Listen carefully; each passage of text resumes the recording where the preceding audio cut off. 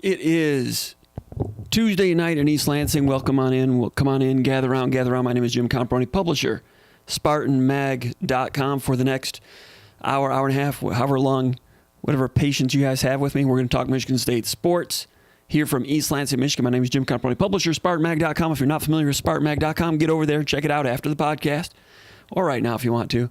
SpartanMag.com is the church of what's happening now with Michigan State sports. The Underground Bunker message board is the daily narrative on Michigan State sports, as well as the church of what's happening now. Go over to SpartanMag.com. Try it out. 1 month free. Become a subscriber. Become an addict. You'll thank me. You'll have a good time with it. We are Michigan State's most comprehensive and trusted online source for Michigan State sports analysis and recruiting coverage.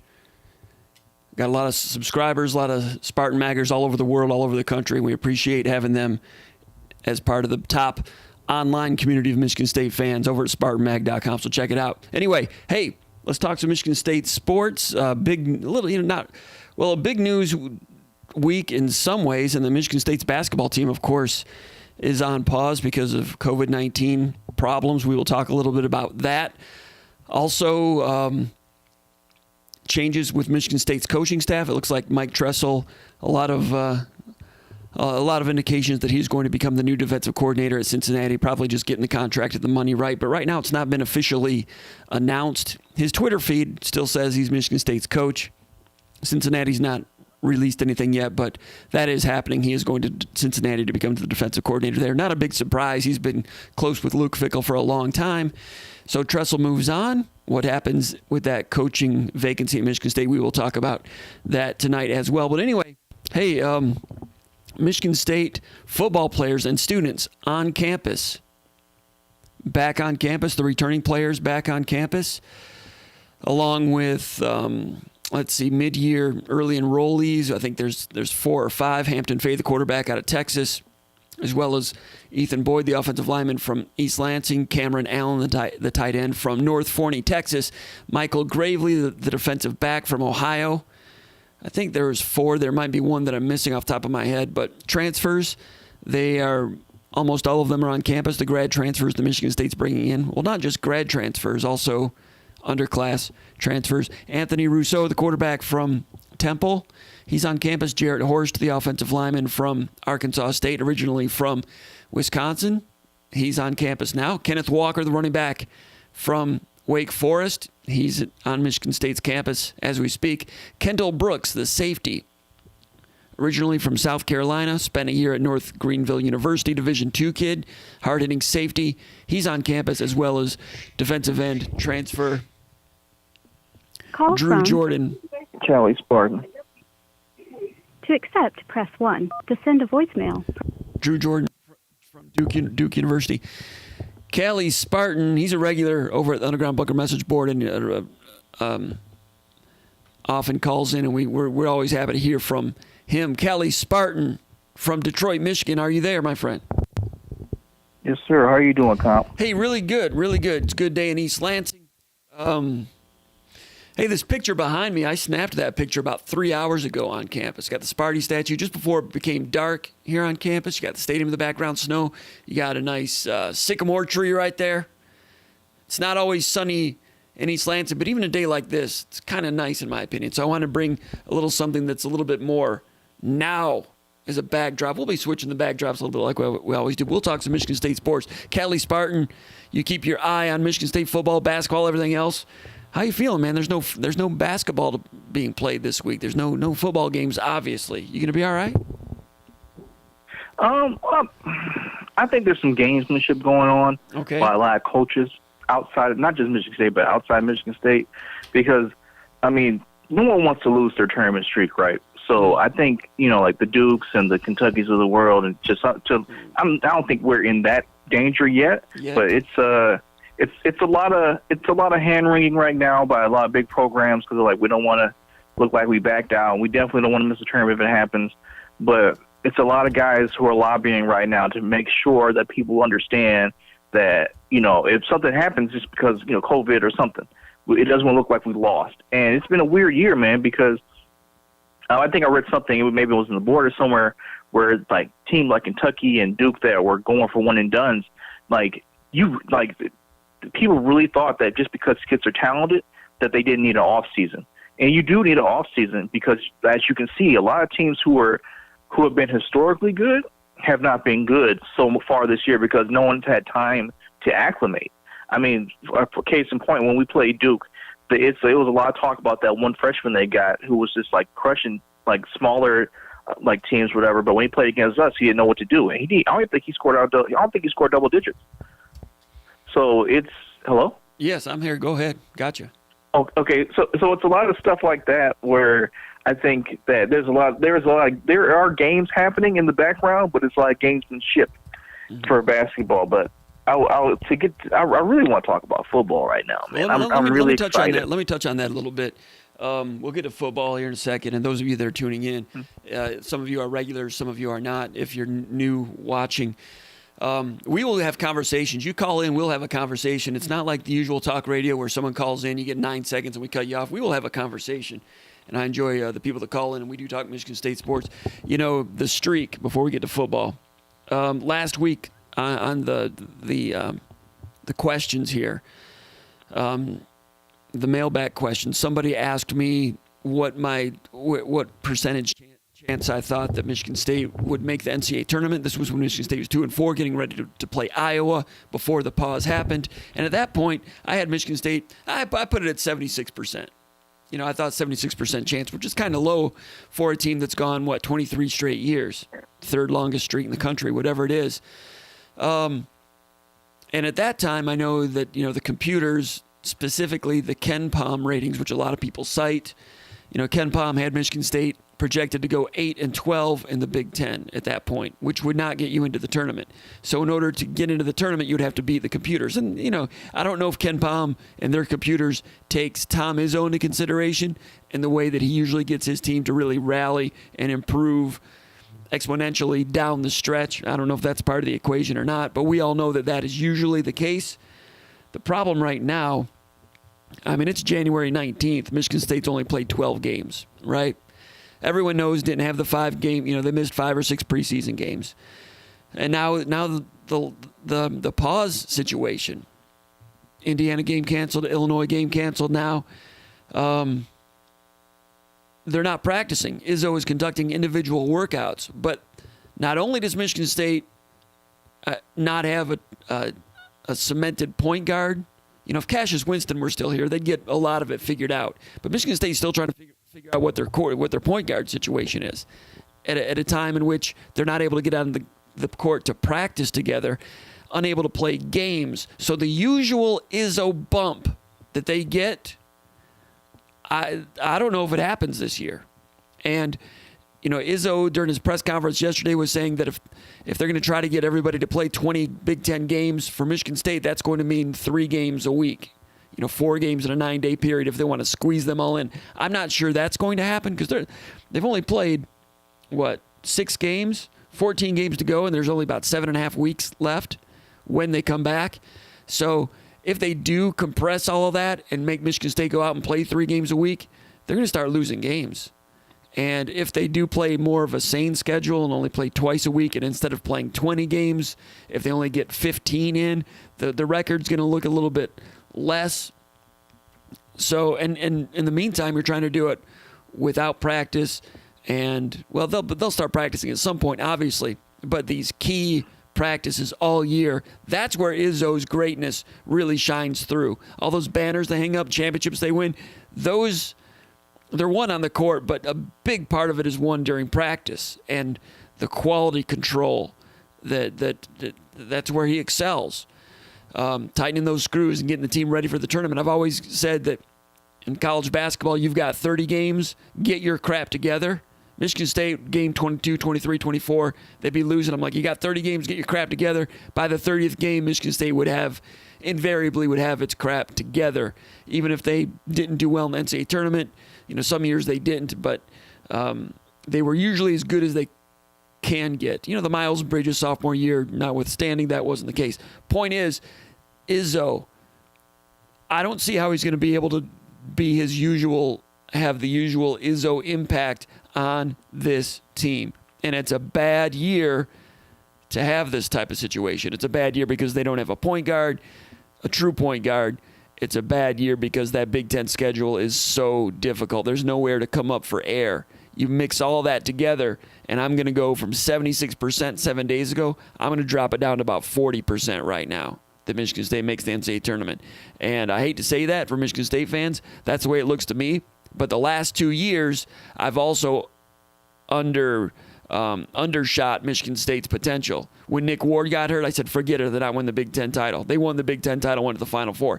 Last year, Langford was hurt, and what else happened? Well, we had the tragedy involving Cassius Winston. I said, forget about Big Ten championship. They just want to try to get as much out of it and get ready for the tournament. Well, they went on that streak end of the season, won the Big Ten championship. I was wrong both times. I've undersold Michigan State each of the last 2 years. Hopefully, if you're a Michigan State fan, I'm underselling them again. But right now, I've got it at 40%, and it's a tough forecast. You right there. It's a tough forecast right now. Go ahead. Let me stop you right there, Comp, because I heard something earlier today about how the college football playoff had the lowest numbers this year, right, for viewers. And they were talking about maybe it's because these are regional teams and things like that. So I think that the NCAA and these schools and these tournaments is as shady as it sounds, but it's going to turn into boxing, man. But they're going to put a lot of brand names to this tournament by hook or by crook. Like, they're going to expand the playing games. They're going to figure out something. And I think we'll win just enough games where they're not going to, and Izzo's name is still holds enough cash as it always has, where they're not going to drop a Michigan State team for a fly-by-night mid-major that had a pretty good season, because they need to make up some of this money they lost. Now, if we just bomb and we just get crushed and lose a ton of games, an absurd number of games, right? We come back, we don't win anything. Then, yeah, I can see what you're talking about happening.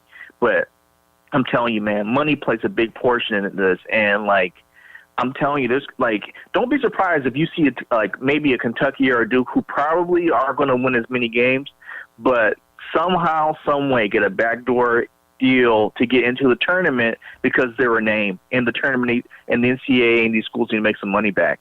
Well, we saw the Big Ten change its rules as they went along involving Ohio State in football. I would still keep an eye on those conference records. Kentucky's playing pretty good basketball right now. They're going to be at least 500 in the SEC, so they're going to have an argument to get in, and I think they probably are heading in that direction. Although they had a miserable non-conference season, that would be interesting what you're saying if that would apply to them. As far as Michigan State goes, had the win over Duke. They're 6-0 in the non-conference, or 5-0, whatever it was. They're 2-4 in the Big Ten.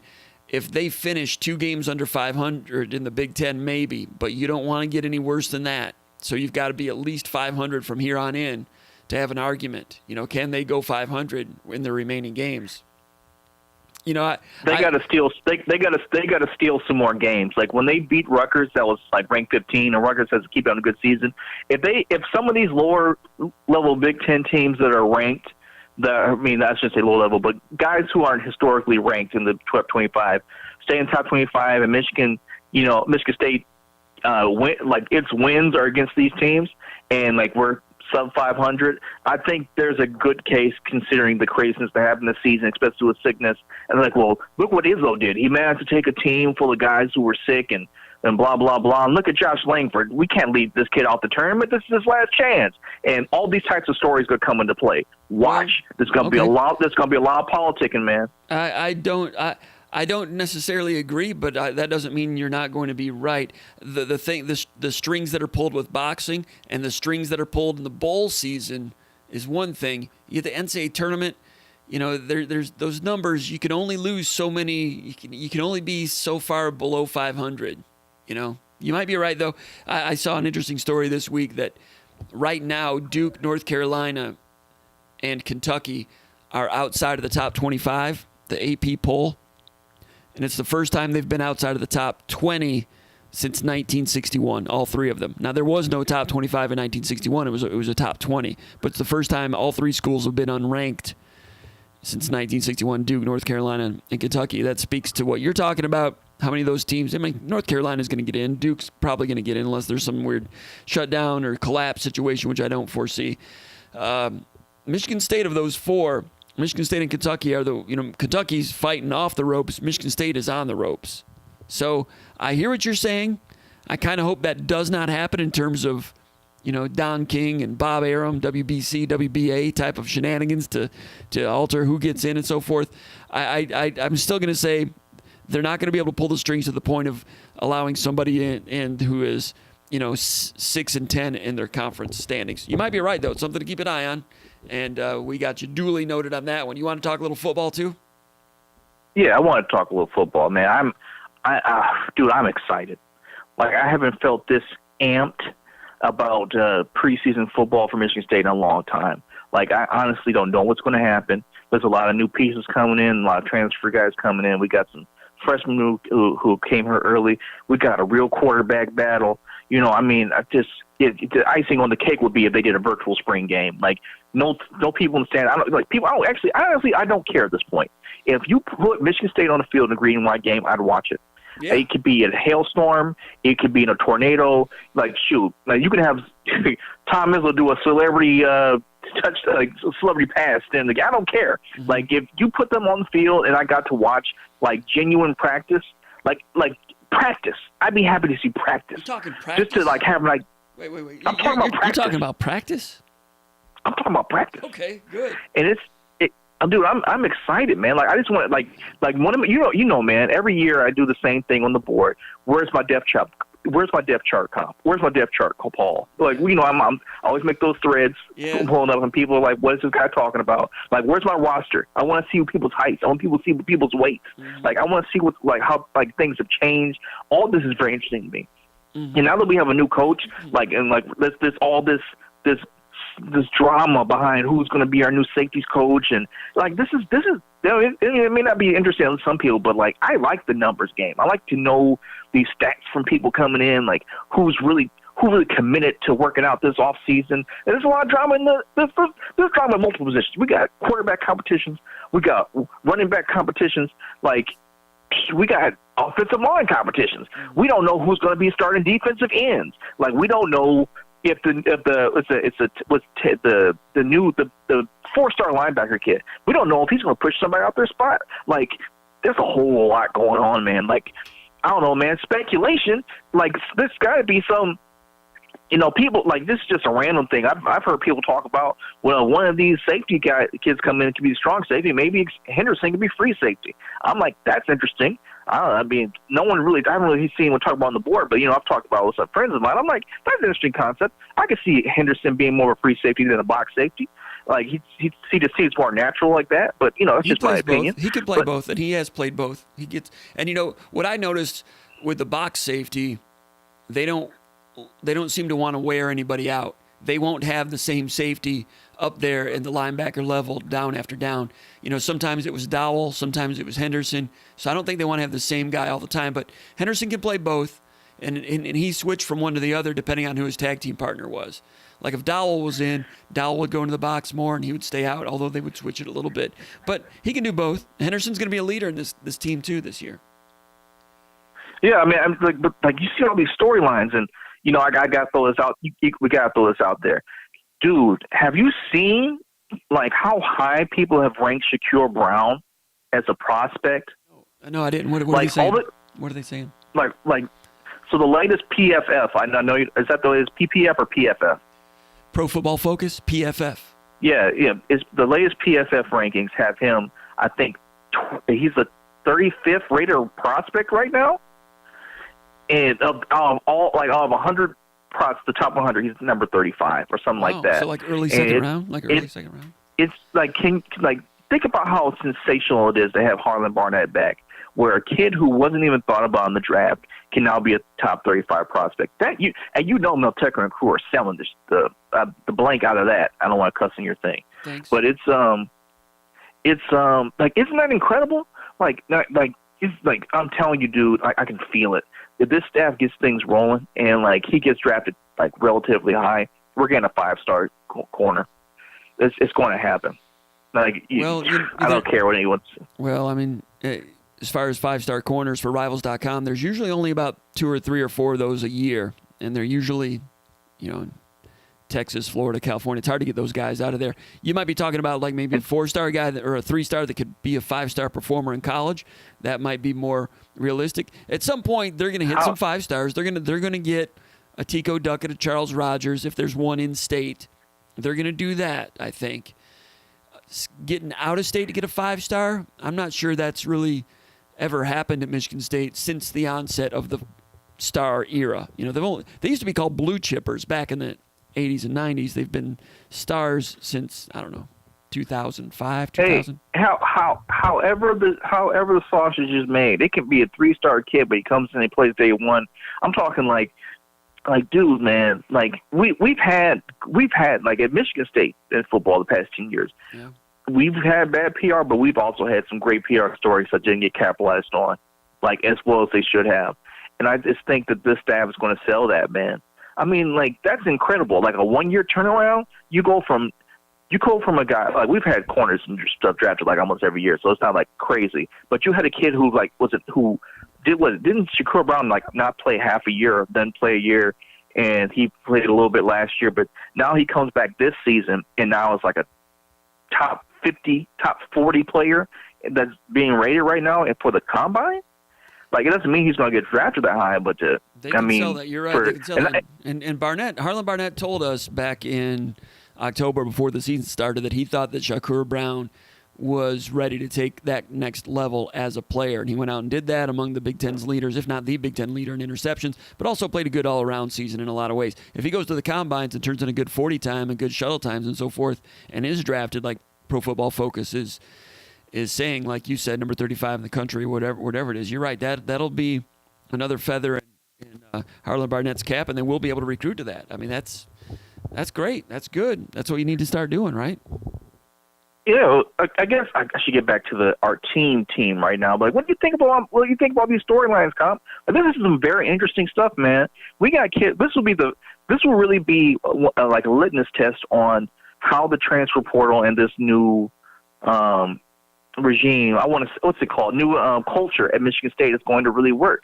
Like, you know what I mean? Like they're talking about changing the culture, getting people working hard and things like that. And, you know, I as much as I argue people on the board about stuff here and there, I do agree with some of the points people have been making about bringing transfer guys in and how some things might not work out well. And so, like, this is really a test on how well the clamps are tightened by these coaches for what's the thing you always say all the time, for quality control. Yeah. And I'm excited to see all this stuff play out, man. Like there's going to be battles, like actual position battles. Is like, you know, I feel like the atmosphere of a family atmosphere isn't really changing in Michigan State, but it's more of it's really I hold my brother accountable, and it's not necessarily like I'm watching you, but it's in the sense of I'm trying to take that job regardless. We're cool, we can be friends, but if I win the job, that's it. I'm winning the job. Like that's how you hold people accountable, because I'm working hard every day because I came here on a mission. And I think maybe I'm getting a sense that's the feeling around the program right now. You know, I mean, like a lot of guys are just they're like, dude, they saw what happened this year where they thought they can come in and they had a spot, and like, you know, people are getting moved around. It's like, hey man, you didn't reach the standard that we thought you were going to reach because you didn't take responsibility for your actions over the summer. And some guys did and some guys didn't. Like we've been talking about Shakur Brown. Shakur Brown showed up and he tied the nation for interceptions in the power in all of college football. He did the work. Then we saw guys like Elijah Collins who came in reportedly who wasn't in shape, and we saw young guys pass him. And like it's going to be no more of this because you've been here or whatever. You know, I'm not going to get into that, but you got to earn it, man. And I'm feeling this, man. I'm feeling all of this. I like your enthusiasm. I tell you what, I've been hearing that Mel Tucker has been, I don't want to use foul language, but a real tough guy with these players. I mean, he's been out of the pages of a Nick Saban type. I mean, he throws his arm around a little bit and gets close to him here and there. But when it comes to accountability and doing your piece, he is firm and relentless, unrelenting, and that's what you have to be in year one of a program. You have to be demanding and make positive examples of people with that positive reinforcement, but also some negative examples.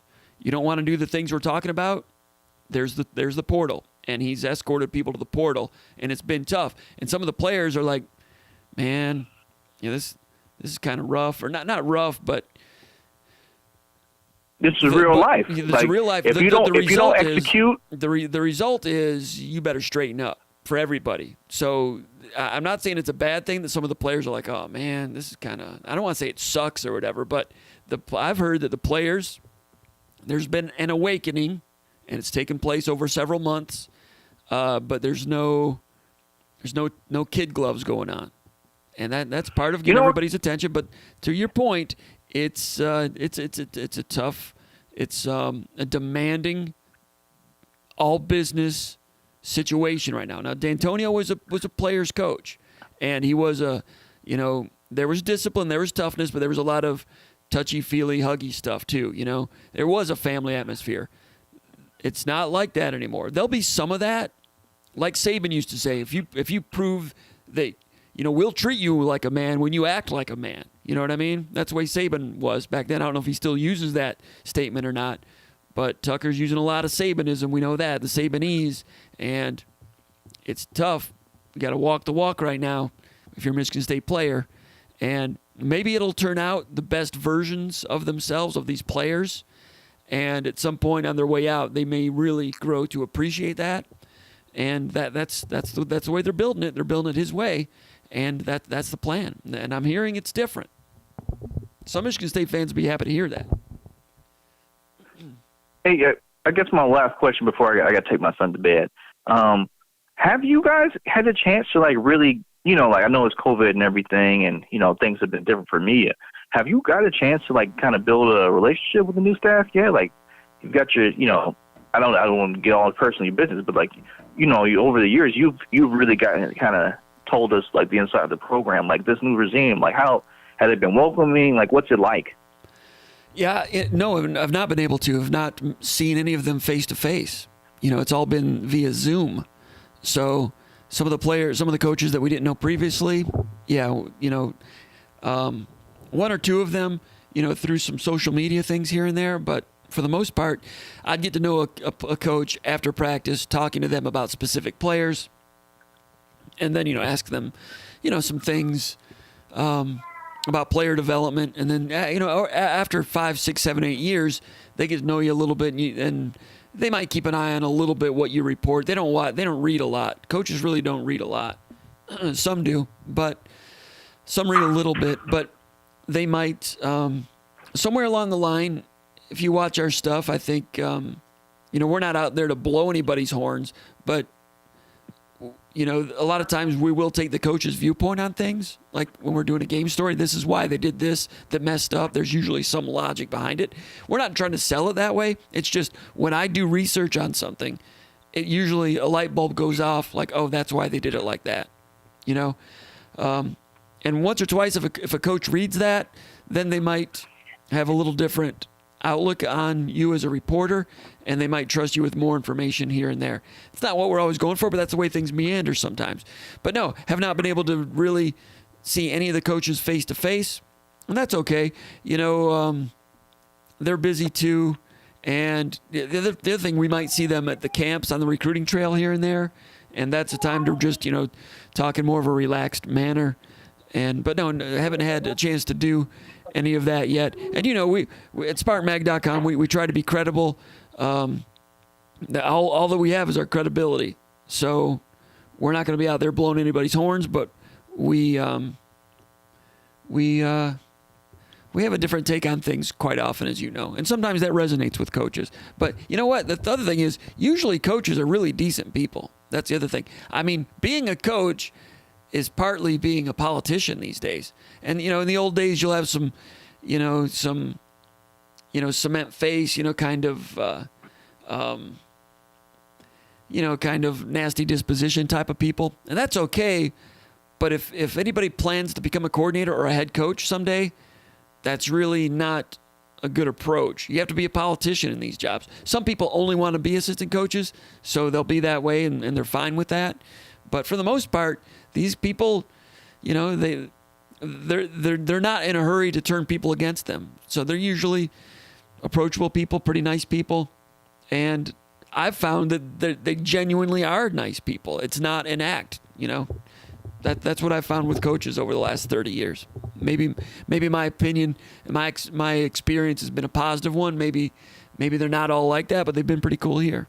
And you know what? When they leave here, I tend to root for them. Is Jeff Stoutland back at Alabama now, I think? I like that guy. You know, Todd Grantham was here for a little bit.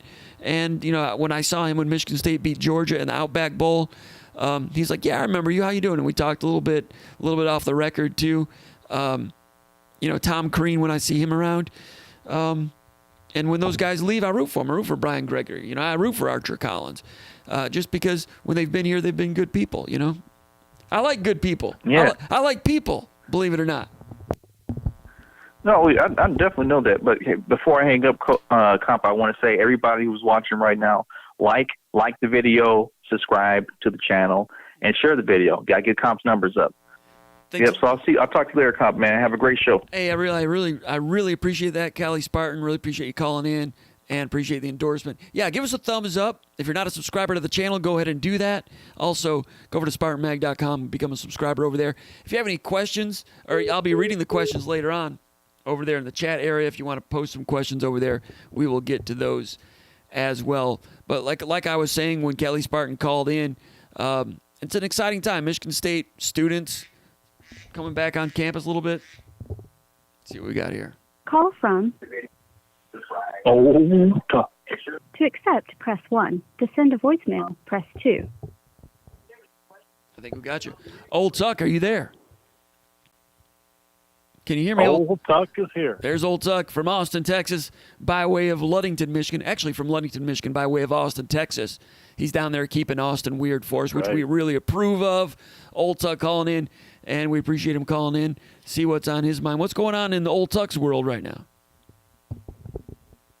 Well, I don't know. I might make it up to Ludington and get on that frozen lake and go ice fishing here in a couple weeks. Yeah.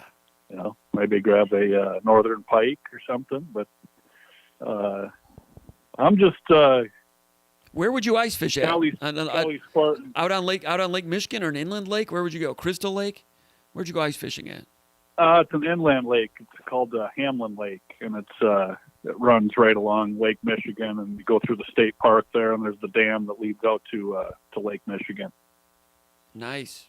So it's a pretty good largemouth, northern pike, tiger muskie, walleye. It's a pretty good 12-mile inland lake.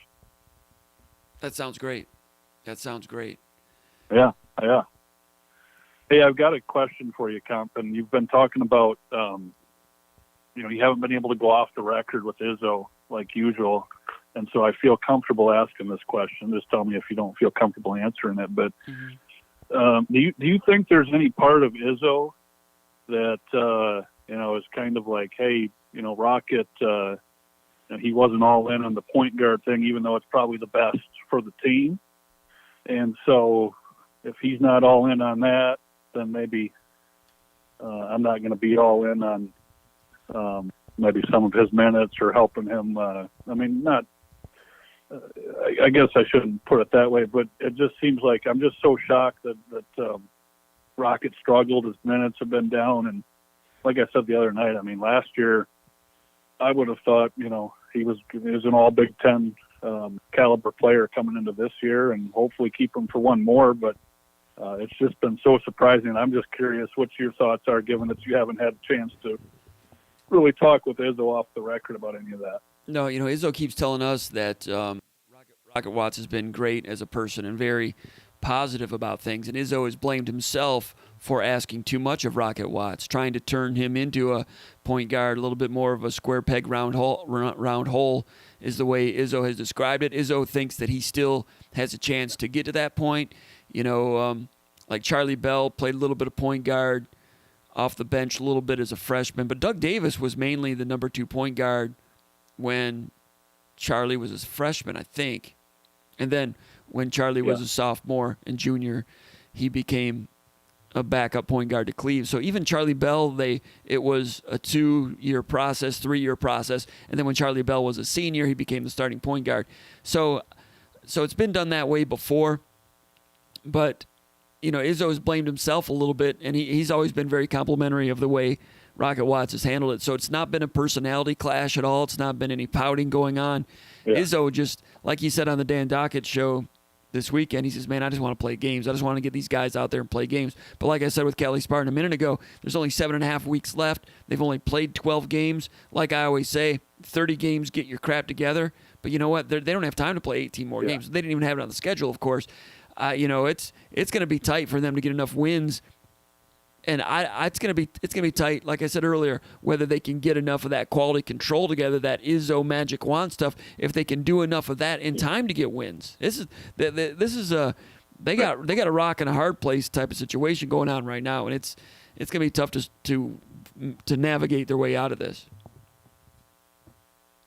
Yeah. But would you agree or disagree that Rocket, in his current state, especially since what we have at the 2 position, is a better option than Lawyer or Hogard? At the 2? Or at the point? At the 1. That Rocket Watts is better? A better option than Hogard or Lawyer right now, current state, at the point guard position. I think the offense has worked better with Hogard at point guard. Really? Yeah, okay. I just think he just kind of directs things a little bit better. The ball moves a little bit better. Rocket, especially if things get tight, like if Michigan State goes on a cold streak, the other team makes a run, they get in these situations where Rocket thinks he's got to do it, and Henry thinks he's got to do it, Langford thinks he's got to do it. And like I said, bless their heart, they're doing their best. They're trying to help the team, but it gets kind of frantic. And if things are going well, Watts can kind of get into a rhythm, and I don't want to say front runner type of play, but Krzyzewski said it at the beginning of the season when Michigan State beat Duke. He said Rocket Watts is the guy that stirs the drink for them. And you know that when Krzyzewski looked at the video and did the scouting, he was like, well, I'm not sure about everybody else, but we'll see what happens with the point guard because they'd never seen him play point guard before. And Rocket Watts played well against Duke, and Krzyzewski was like, that's the guy that stirs the drink. When he plays like that, they're a different team. Little did we know that he would not be able to replicate that for the next 2, 3, 4, 5, 6 games, to the point where Izzo made the change. And and there was problems on offense in the games that we saw. But like I've said before, whatever we saw in games, it was also going on in practice because Izzo was making those decisions and determinations based on what he was seeing in practice as well. So he just wasn't seeing enough progress in practice either. And that's when he went with Hogard. And he mentioned it, I think, after the Minnesota game. He said Hogard is going to be my new project. And lo and behold, he started, I think, the next game against Nebraska. And it's looked okay a couple of times. Looked pretty good in the first half against Purdue. But then the wheels fell off there a little bit.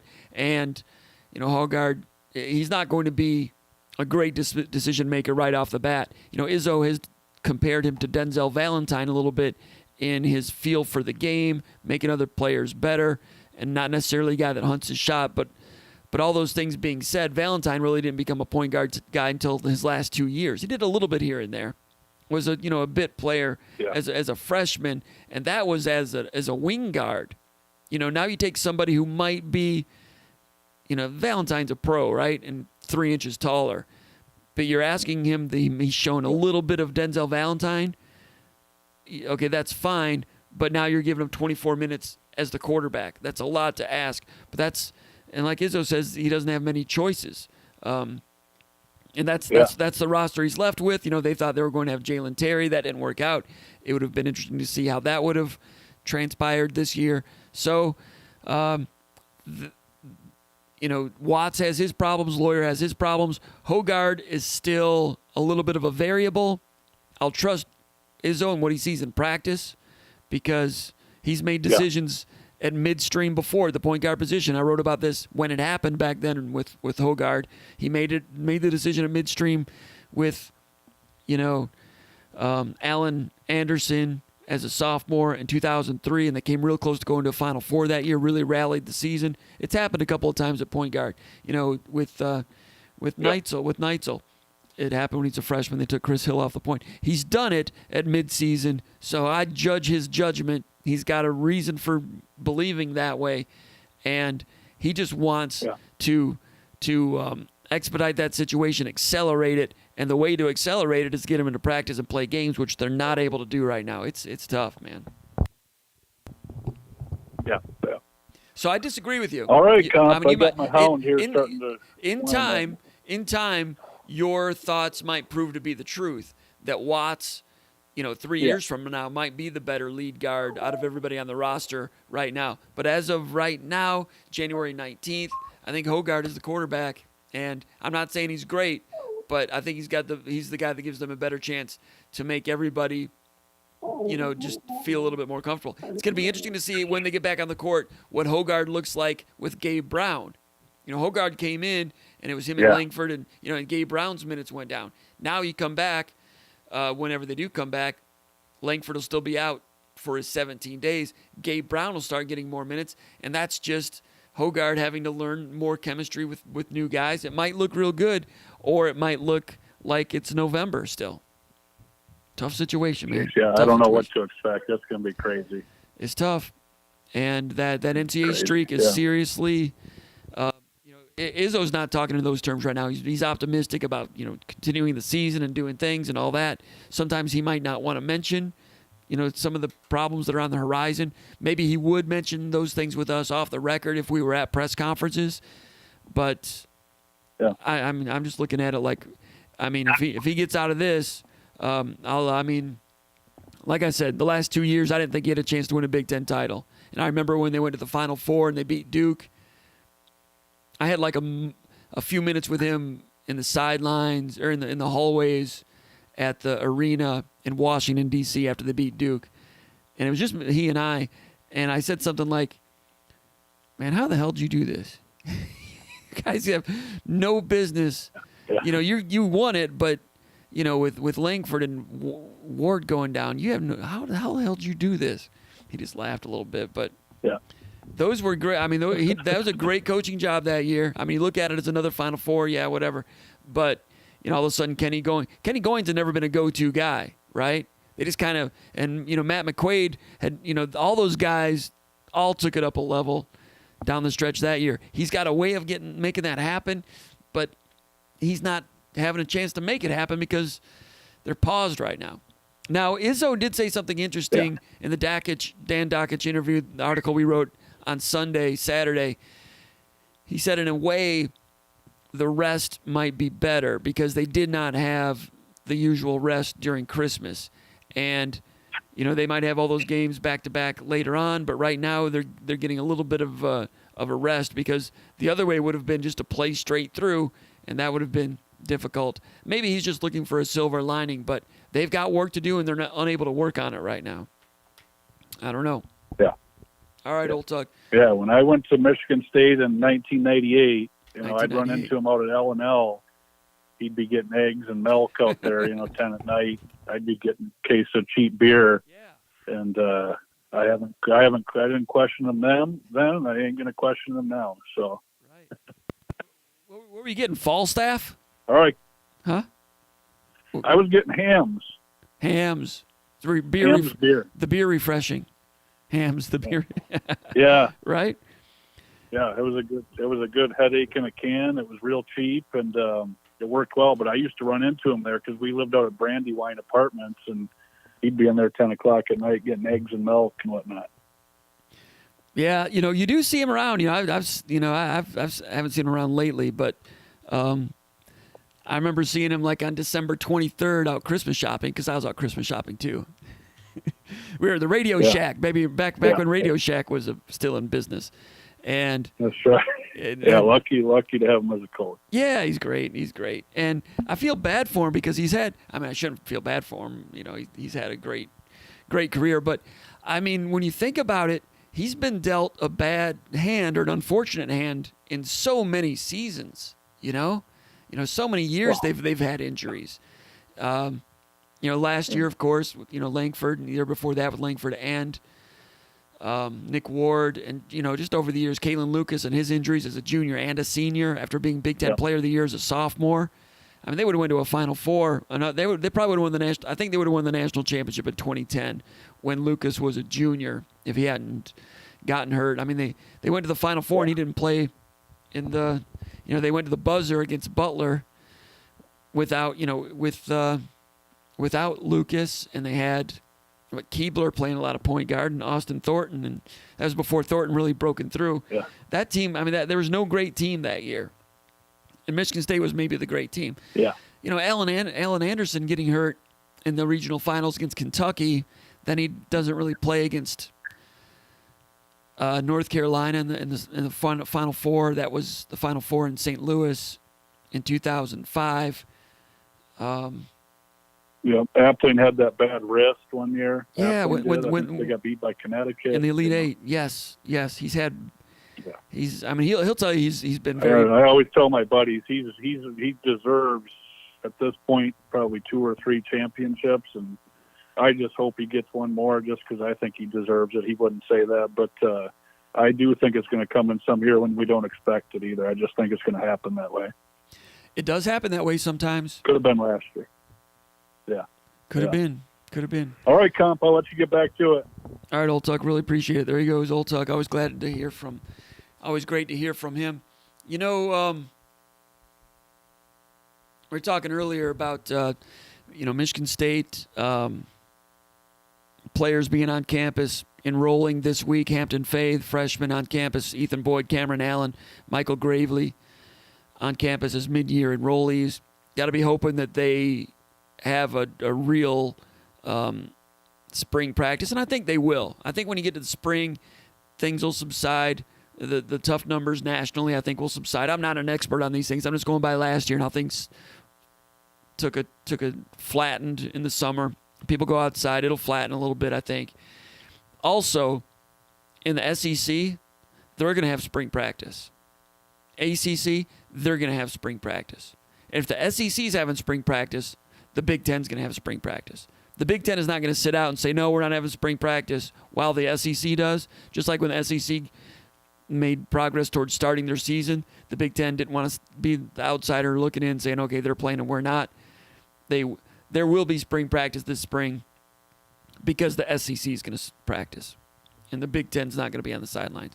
So I think we're going to see those players. And I don't know if media will be able to watch. I'm hoping we'll be able to see a scrimmage if they have a scrimmage. But the green-white game, I don't know if there'll be people, but there will be a spring game at these places, I would imagine. And the Big Ten the Big Ten Network will televise it. That's my prediction.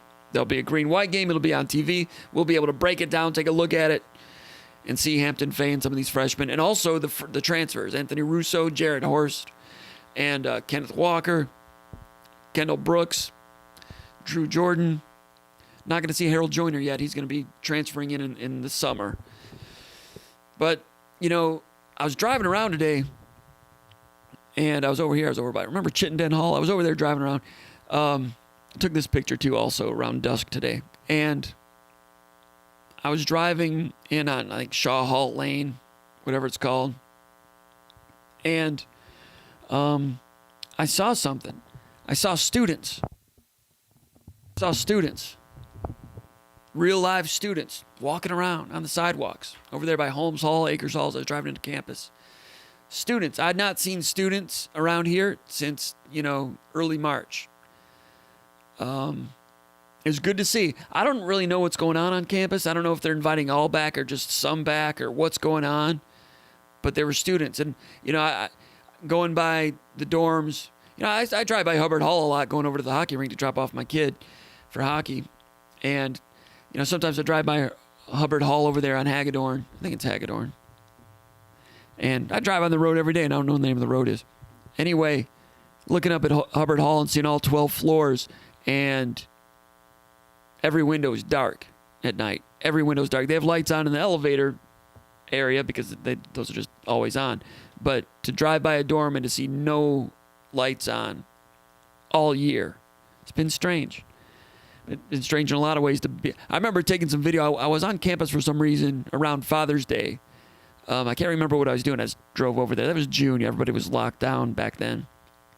And I parked the car, and I took some video and did just a panoramic video, and I sent the video out to some people. I'm like, man, it is an absolute ghost town here. And that was in June. I remember I also called a friend of mine, FaceTimed him. I was over by Holden Hall. I just wander around over there. I'll park the car and just just to look at strange things. Not all the time. This happened like in September. It should have been a football weekend.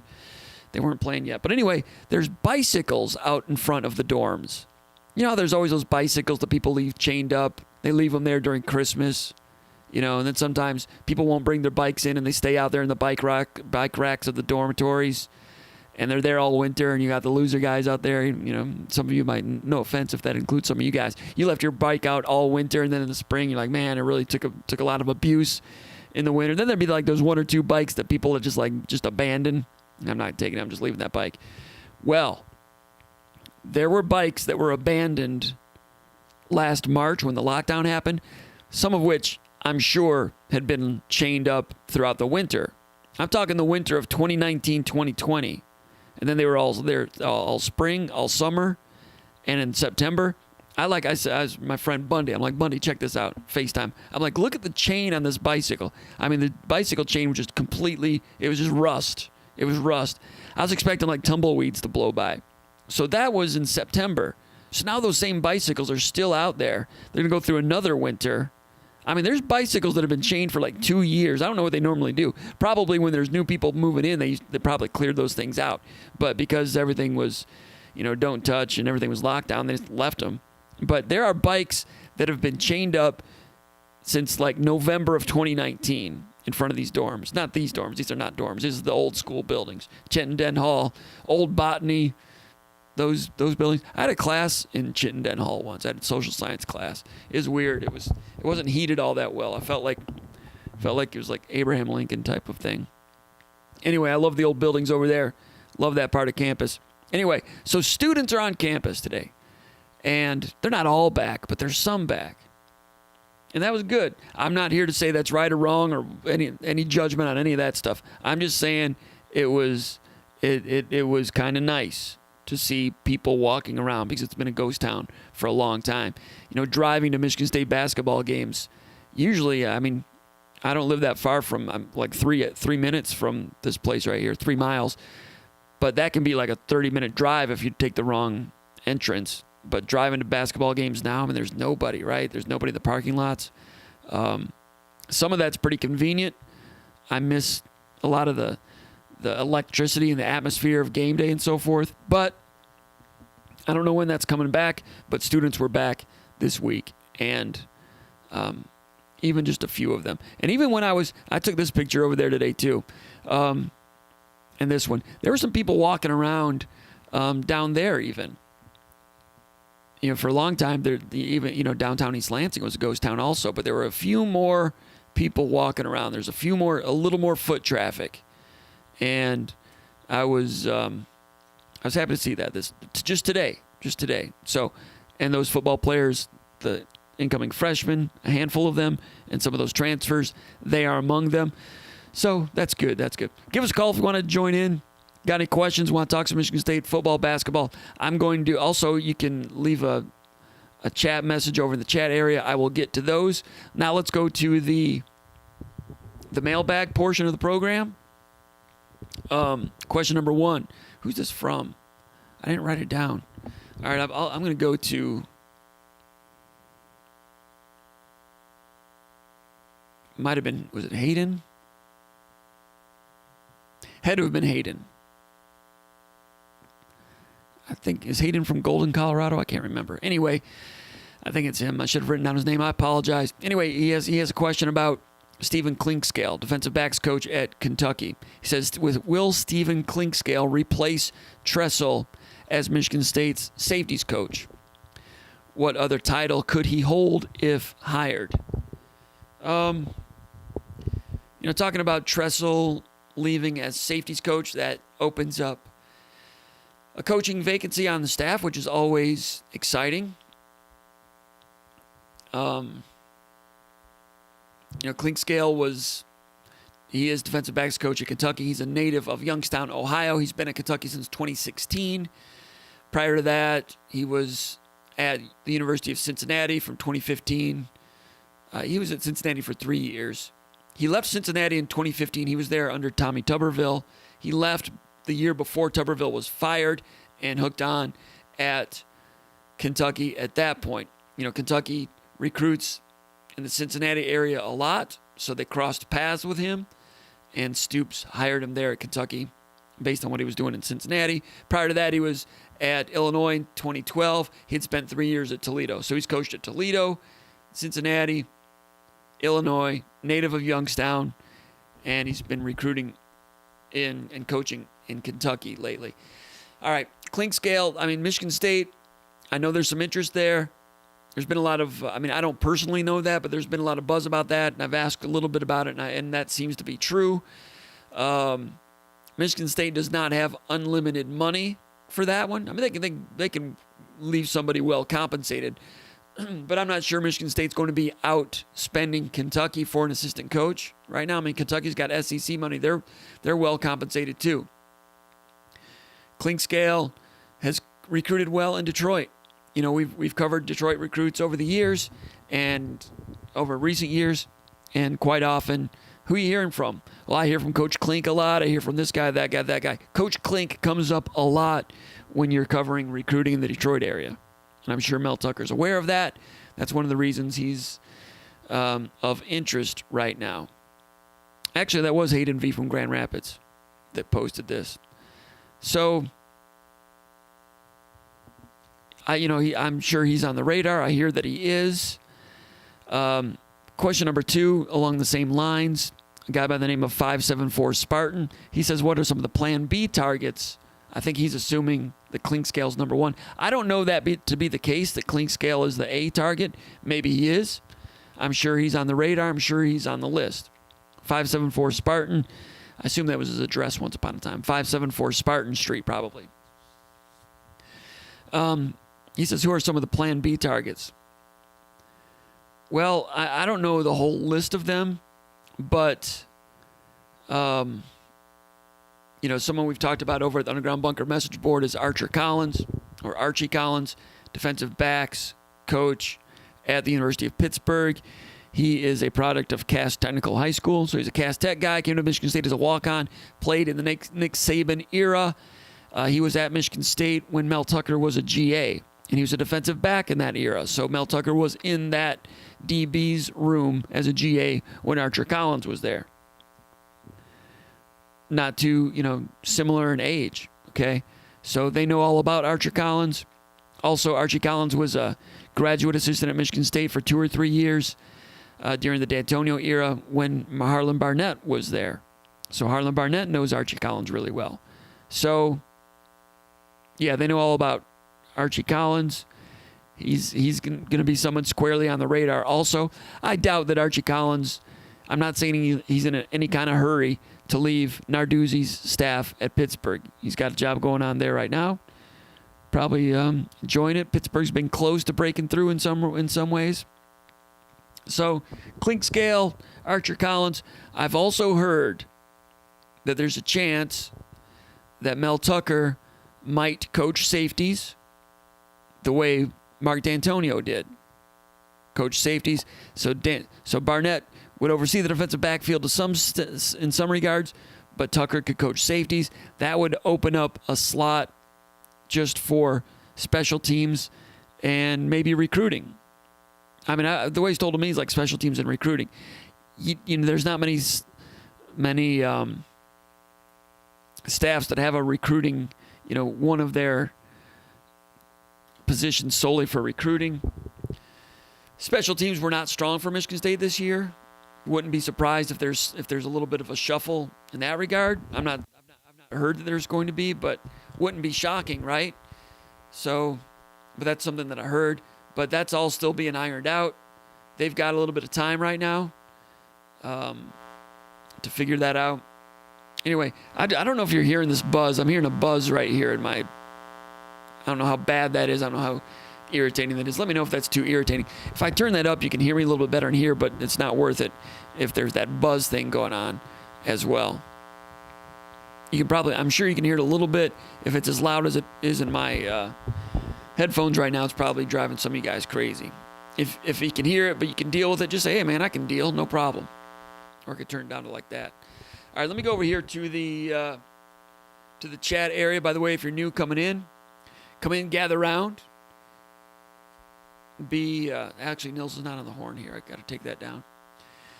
Be good. Be respectful to one another. Be happy, people. I'm happy. We're Michigan State people, most of us. There's one or two of you out there that are lurking around and angry. That's okay. You can be angry if you want. You can go through life angry. That's all right. All right, starting five, we got Cartero, 917. Angelo Gross, Harold Joyner enthusiast. Said first, but he wasn't. Cartero, 917. Beat him to the punch there. Rob South says, what's up, fellas? Hayden Vischer says, howdy. Old Tuck, the bell cow, is here. So that's your starting five. You got Old Tuck in the middle. You got Rob South running the point. Angelo Gross on the wing.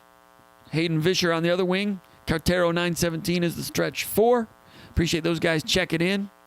Also appreciated that call from Old Tuck earlier. Detroit Spartan says hello, says howdy. With a cowboy hat. Nice touch. Kirk Baldwin says good evening, Cop. Eric Larson checking in. Spartan MD. Ladies and gentlemen, it's Sparta. Ladies and gentlemen, it's Sparta. Eric Larson says, what is happening with the scheduling? I know there are more and more changes with the basketball games in the Big Ten. Are they still expecting to play every game? Maybe back-to-back games like in the Missouri Valley Conference. I heard Izzo talking about that in the press conference yesterday. He voiced it just like you did. Maybe he's talking about himself.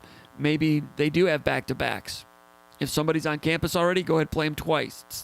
It's almost neutral environments right now anyway. So, we saw in the SEC with football, they kind of made it up as it went along. Basketball's not gotten to the point yet, but with the cancellations now, if somebody has some open dates, I don't know who's supposed to be playing. Like Illinois is supposed to play Michigan State this Saturday. Are we getting to the point where Illinois would look to reschedule a game that they lost earlier this weekend? I think we could see that as we get into late January. Izzo says, I can only tell you what Izzo says, and Izzo knows more about it than we do, and Izzo says he doesn't know anything because everything's going to be determined by the conferences, and as he says, the conferences never listen to coaches anyway. But he's expecting, Tom Izzo says there's a chance that they might be asked to play all the games somehow, some way, and you get that accordion effect where you're playing 3 games in 8 days. And if that happens, the teams that have to do that, they're going to be at a supreme disadvantage compared to those that have been able to steadily play their schedule without any problems. And I've got to say, I mentioned this on the message board a little bit, but when Izzo was doing that Dan Dakich interview, he kind of let slip that he thought that they probably caught it as a team. He said, it happened on the road or whatever. Well, they've not been on the road very much. And yesterday during the press conference, he kind of mentioned that it seemed that COVID caught up with them 8 or 9 days after the fact. It was kind of dormant or whatever for about 9 days. Well, they've only been on the road at one place lately. And if you go back 8 or 9 days to the time when Sissoko was diagnosed, that pinpoints the trip to Nebraska. He didn't come out and say it, and I'm not sure they want it talked about like that, but we'll talk about it here. There's a lot of indication that they think that they caught it at Nebraska. And look at Nebraska right now. They've been out for 3 or 4 games. They have 8 or 9 or 10 players that are out. So I know we went through the football season, and there were no, as far as I heard, there were no indications or examples or thoughts that there was any transmission on the football field, anyone contracting it on the football field. Are we to the point now where maybe it has happened within a single game here and there? If so, it's going to become, I'm guessing, harder and harder to find teams that are not pausing. Just a guess, just a reckless forecast. But some teams may not ever have that problem, and those that don't will have a great chance to have an uninterrupted season in some respects. Whether or not that results in wins, I don't know, or championships, I don't know. But Michigan State, like I said earlier, tough year for Michigan State from a point guard situation to have these problems. Let me scan down here and talk. Let's see if anyone says. Okay, Hayden Fisher says sounds buzz, not great. Okay, let me tone that back down. That'll probably be better just like that. It's too bad because I'd like this thing to be louder, but not with the buzz. Let me check my sound levels here. Test. If I talk like this, it's a little lower. If I go like this, it's higher, but all right. Appreciate you guys having patience with me because this is very primitive. I'm not a professional. I just masquerade as a professional. Let's go back to the mailbag portion of the program. Question number 3, Dan from Royal Oak, Michigan says, what are my early predictions for the running back rotation? Early predictions. I'm going to say Jordan Simmons, number 1, Kenneth Walker, number 2, and number 3, it's either going to be Connor Hayward if he continues to gain favor or Harold Joyner. Harold Joyner won't be there in the spring, but I also like Kenneth Walker a little bit better. I'm going to say Simmons and Walker, 1 and 2. That's my prediction. Subject to change during spring practice. Spefton from East Lansing, Michigan says, why are we, Michigan State, seemingly having trouble getting any bites from tight end prospects? He says, you saw their great value both at Notre Dame and Ohio State, but for some reason you don't hear much from the top recruits of any interest in Michigan State. He says, by the way, who recruits tight ends for Michigan State? All right, who recruits tight ends? Ted Gilmore, tight ends coach, came in from Wisconsin. Michigan State signed 1 tight end this year, Cameron Allen, 6'5", 221, out of Forney, Texas. He's enrolled. He'll be here for spring practice. But you're right. I kind of expected Michigan State to be busier last year in the transfer portal for tight ends. If they were interested in tight ends, we never heard anything about it, didn't get any tight ends. Maybe they were, maybe they looked, didn't see anything they liked. I'm not sure, but they went into the season low on tight ends, had some injuries, and they really had to ham and egg that thing together at the tight end position. When I look at tight end recruiting this year, if you look at the national tight end recruits, there's a guy named Michael Trigg out of Tampa, Florida.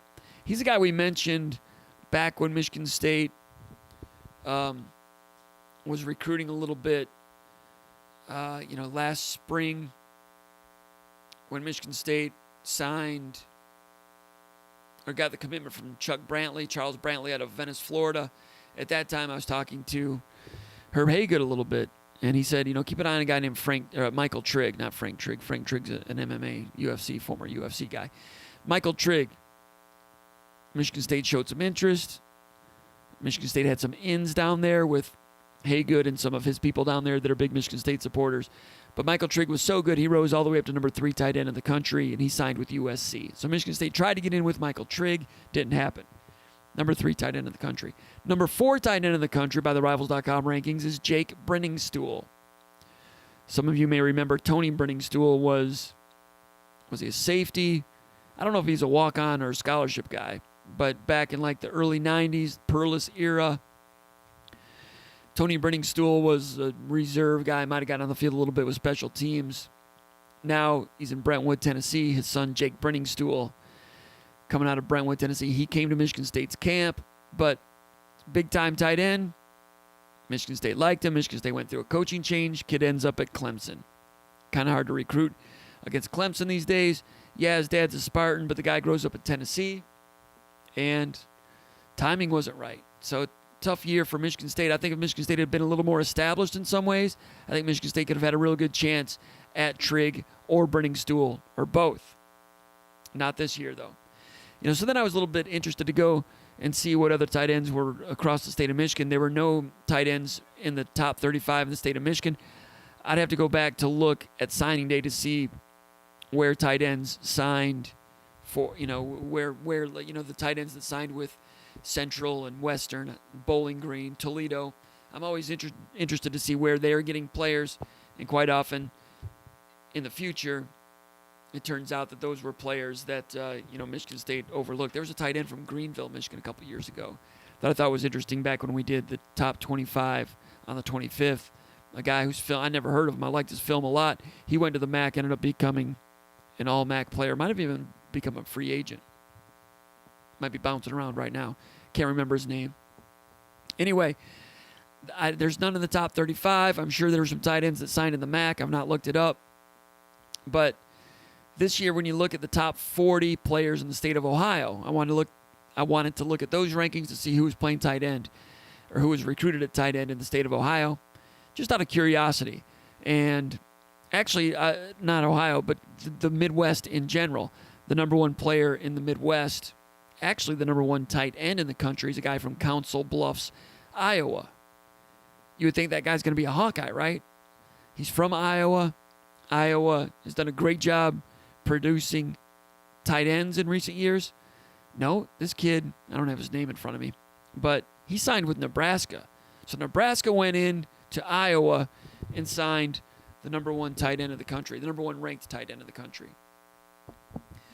And then, the next highest ranked tight end in the Midwest is number 20. So they had number one, the Midwest, number one tight end in the country is from the Midwest. The number 20 tight end in the country, the number 2 tight end in the Midwest ranks number 20 in the country. And guess what? The kid's name is James Carney. He's from Nebraska, and the Huskers signed him as well. So Nebraska went out and signed the top 2 tight ends in the Midwest. I thought that was noteworthy. Number 24 tight end of the country, number 3 in the Midwest, Mitchell Evans from Wadsworth, Iowa, is going to Notre Dame. Number 30 tight end of the country, number 4 in the Midwest, Jamison Gears out of New Lenox, Illinois. He signed with Minnesota.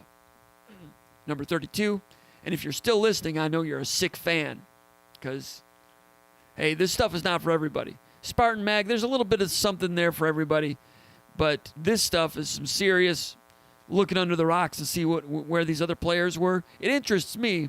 I throw it out there. I think it interests some people. I've found over the years that some of the stuff that I'm interested in, football recruiting, the dynamics that have an impact on program development, roster development, I find them interesting. I found that there's a lot of other sick people like myself that find it interesting too. So we'll go a little longer with this listing because I thought it was interesting. Guy named Victor Mullen out of Ottawa, Illinois, number 32 tight end of the country, number 5 tight end in the Midwest, signed with Louisville. Number 34 tight end of the country, number 6 tight end of the Midwest, Aaron Steinfeld from Bloomington, Indiana, signed with the Hoosiers. Tough year to recruit against Indiana in the state of Indiana this year with all the goodwill Tom Allen put together and all the great things that his players say about him. And finally, the number 40 tight end of the country. What have I had now? Number 7 tight end of the Midwest. If you want to count Pennsylvania as Midwest, it's in the Big Ten footprint, whatever. C.J. Dupre, I think, from German Pennsylvania. He signed with Maryland. So I never heard Michigan State getting in with those guys. That gets to your point about Michigan State not getting involved. Michigan State got the commitment from Cam Allen early, and I think they might have had an opening if someone else came in that really knocked their socks off, but nobody was really in that category. In the meantime, would I have expected something more in the portal, more portal activity? Yeah. It's not quite happened. I assume Matt Dotson's coming back. I've not heard that specifically. I assume he'll be back for another senior year. Trenton Gillison is back. You've got Cam Allen there. Maybe that's enough. I don't know. As far as tight ends in Ohio, number 39 player in Ohio, there was nobody in the top 38 in the state of Ohio at tight end. The number 1 tight end in Ohio, according to Rivals.com, is the number 39 player overall in Ohio. Traylon Davis, 6'5", out of Jackson, Ohio, signed with West Virginia. Number 45, Jake Pugh, out of Hilliard, Ohio, signed with Wisconsin. I just got a feeling that Jake Pugh is going to be a good tight end at Wisconsin. You guys, would that shock anybody? Jack Pugh. That sounds like a Badger. So Wisconsin went into Hilliard, Ohio, got one. I'll bet he's going to be pretty good. Sean Mullerlin is number 51 in Ohio from Columbus. He signed with Rutgers, and that's it. 3 of the top 55 were tight ends. They signed with West Virginia, Wisconsin, and Rutgers. All right, question number 5. Macklin JB out of Rochester, Michigan says, which of the following players do you expect to be on the roster next year for Michigan State, talking football? And he lists Mustafa Khalifa, Parks Kissinger, C.J. Hayes, Diari Todd, and Jack Camper. Those 5, which ones do I think will be on the roster next year? Mustafa Khalifa? No. I don't think he'll be on the roster next year. I've heard that he's decided to retire. Let's see. Parks Kissinger, I doubt it. I doubt he'll be with the roster. He didn't dress for a game all year. I didn't hear anything about him. He struggled to get on the field. Previously moved to tight end because Michigan State had a shortage of tight ends. I just doubt it with Kissinger. If anyone knows any differently, let me know. But that's just my educated guess, forecast on that one. C.J. Hayes, they kind of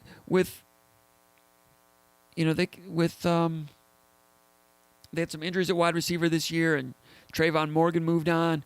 C.J. Hayes did graduate, earned his degree, I think, in communications, I think they kind of liked him, and he was in the mix a little bit, and then he was injured all season, never got on the field. I'm going to say C.J. Hayes is probably going to be back. D.R.E. Todd, he might have played a couple of snaps. They moved him from defensive tackle to defensive end, and they need defensive ends. D.R.E. Todd also graduated. I can't remember what he majored in. But anyway, I think D.R.E. Todd's going to be back. They need defensive ends, right?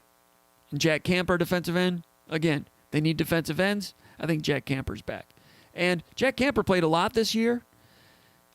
Came off the bench, saw a lot of time, was solid against the run. Functional. Yeah, functional player. I think he's back. Playing group guy, back. Question number 6 from WX Spartan from the banks of the Saginaw River. He says, "Hi, Jim. Happy New Year. Thanks for this website. It helped get me through the lockdown of 2020. Well, thanks a lot, WX Spartan. Appreciate that. And I appreciate that you posted this question 3 times. 3 times I did not get to the question in previous podcasts. Wanted to get to it this time.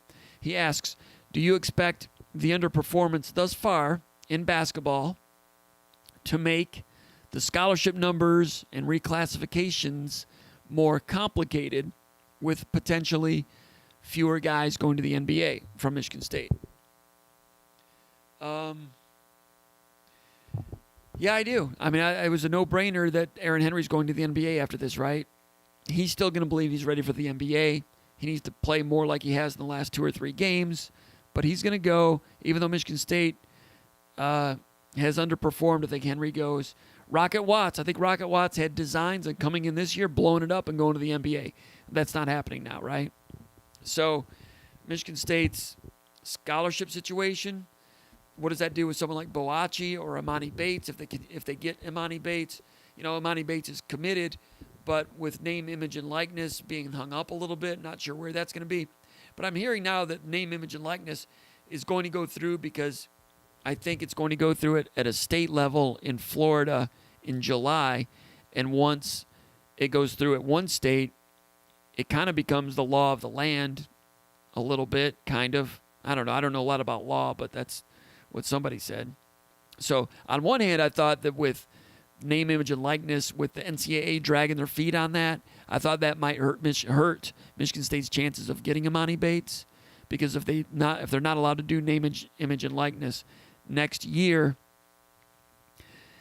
presumably he will be finished with high school, reclassifying.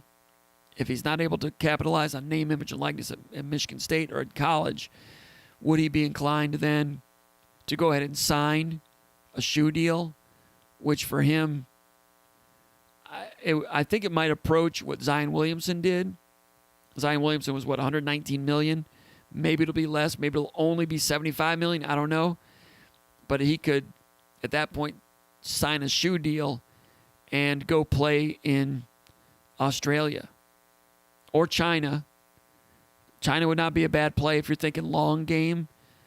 He could go over there and become a folk hero, and then what that can do for your earning power later. I mean, in China, not this NBA finals, but the finals before that, I think I read somewhere that like 200 million people. No. It takes me a while. I think it was like 70 million people watched the NBA finals in China on their smartphones. And that dwarfs what is a good number in the Nielsen ratings. And that's just on their phones. So, they like basketball over there. They like the NBA.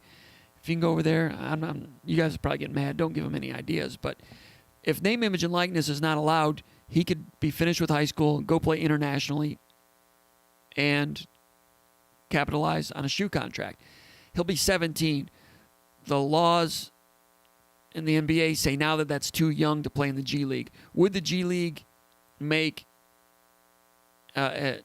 would they change their rules, an exception? Would they make an exception for Amani Bates and say, hey, man, you come play in the G League, sign your contract, good to go? If college does not allow name, image, and likeness, I'm not sure. Would the NBA allow him in? I don't know if the NBA would. That might be bad optics, because then the NBA is sending out a message, hey, finish high school early, come on in when you're 17. That can result in a disaster with some players. They may not be on board with that. G League, sign your contract, good to go. However, it seems like the plan is that his dad wants him to experience a year of college, and I think he wants to experience a year of college. If you can do that and sign a contract, it's win-win-win. If you can do that and play college, an hour from home, so your son is going away from home but not too far, win-win-win. But I got to wait and see what happens with name, image, and likeness. So if he's coming in, does Boakye come in, or do they tell Boakye to wait? I'm not sure. Does everybody come back? Does Lawyer come back? I don't know. Izzo would kill me right now for speculating on those things. Izzo loves all these players, and they love being in the program. But we're just talking right here, right? It's basketball. You're right. Rocket Watts is not going pro after this year, I wouldn't think. Would other people look to move on? I'm not sure, man. With the way the transfer rules are now, I don't know. But anyway, yes, you're asking, is it more complicated? Yes, it's going to be more complicated. Question number 7, 428 Grove Street says, do you think Langford is getting too much playing time? He said he's playing solid defense, but does not have the same lateral quickness. He may be more effective if he plays a little bit less. I think Langford, before he went down with COVID, I thought he was moving really well laterally on defense. Better than I expected. I thought he was moving really well.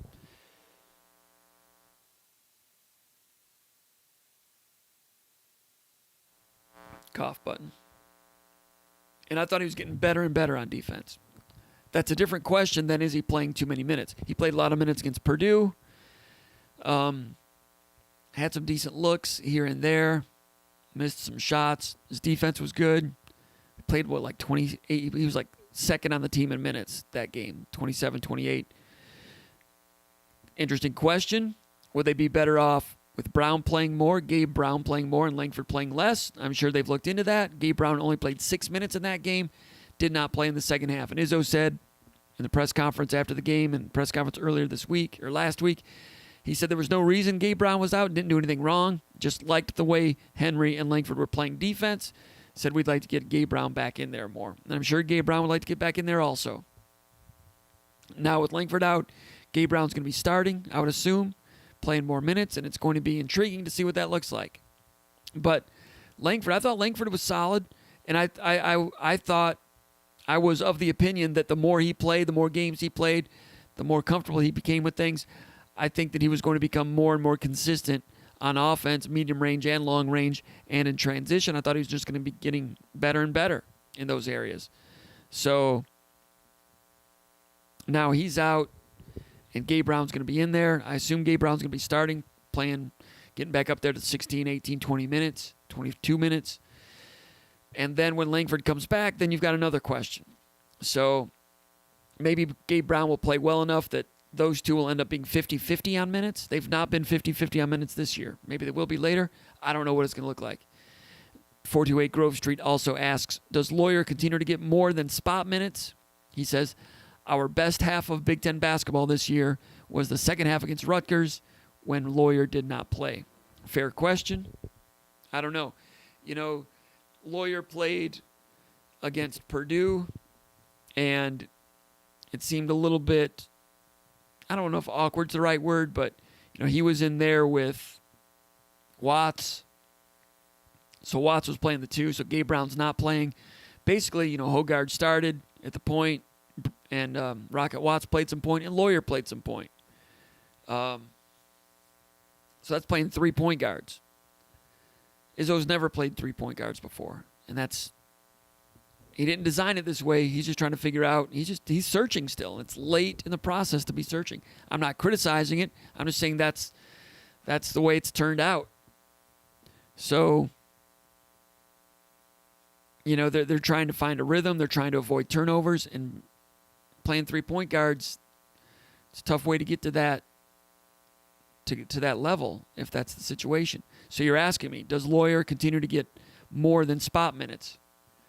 Boy, I don't know, man. I do not. I don't know. It's a fair question. If you asking for a prediction, I think we're going to continue to see him. I think there's a chance they could shorten the bench in February, and somebody might drop out of the playing group. It's not going to be Watts. Could it be Lawyer? It's possible. It's just a reading. I'm not hearing that at all. He's got to play well to continue to get those minutes. All right. Let's go over here to the chat area. We'll go through these, and then back to the message board for a moment. Or back to the, what do you call it? The mailbag.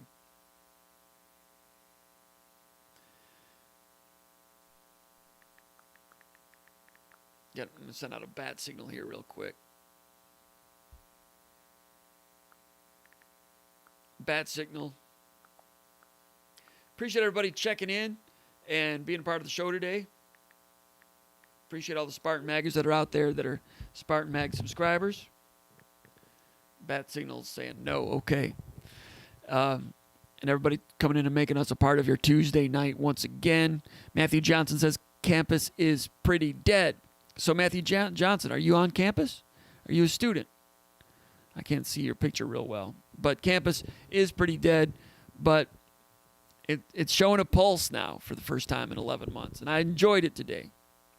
Like I said earlier, I snapped this picture earlier today when I was driving around campus about 4 hours ago. It was about 5:15 just before dark. It gets dark around 5:25 East Lansing time these days. All right, so Big Will says, I hope Mel Tucker is able to get Steve Clinkscale to replace Mike Tressel. I think Clinkscale would help with recruiting. I agree with that. He would recruit well. He would. And that's what they're thinking. Cartero 917 says, Harold Joyner is still coming, right? Or was he always a summer enrollee?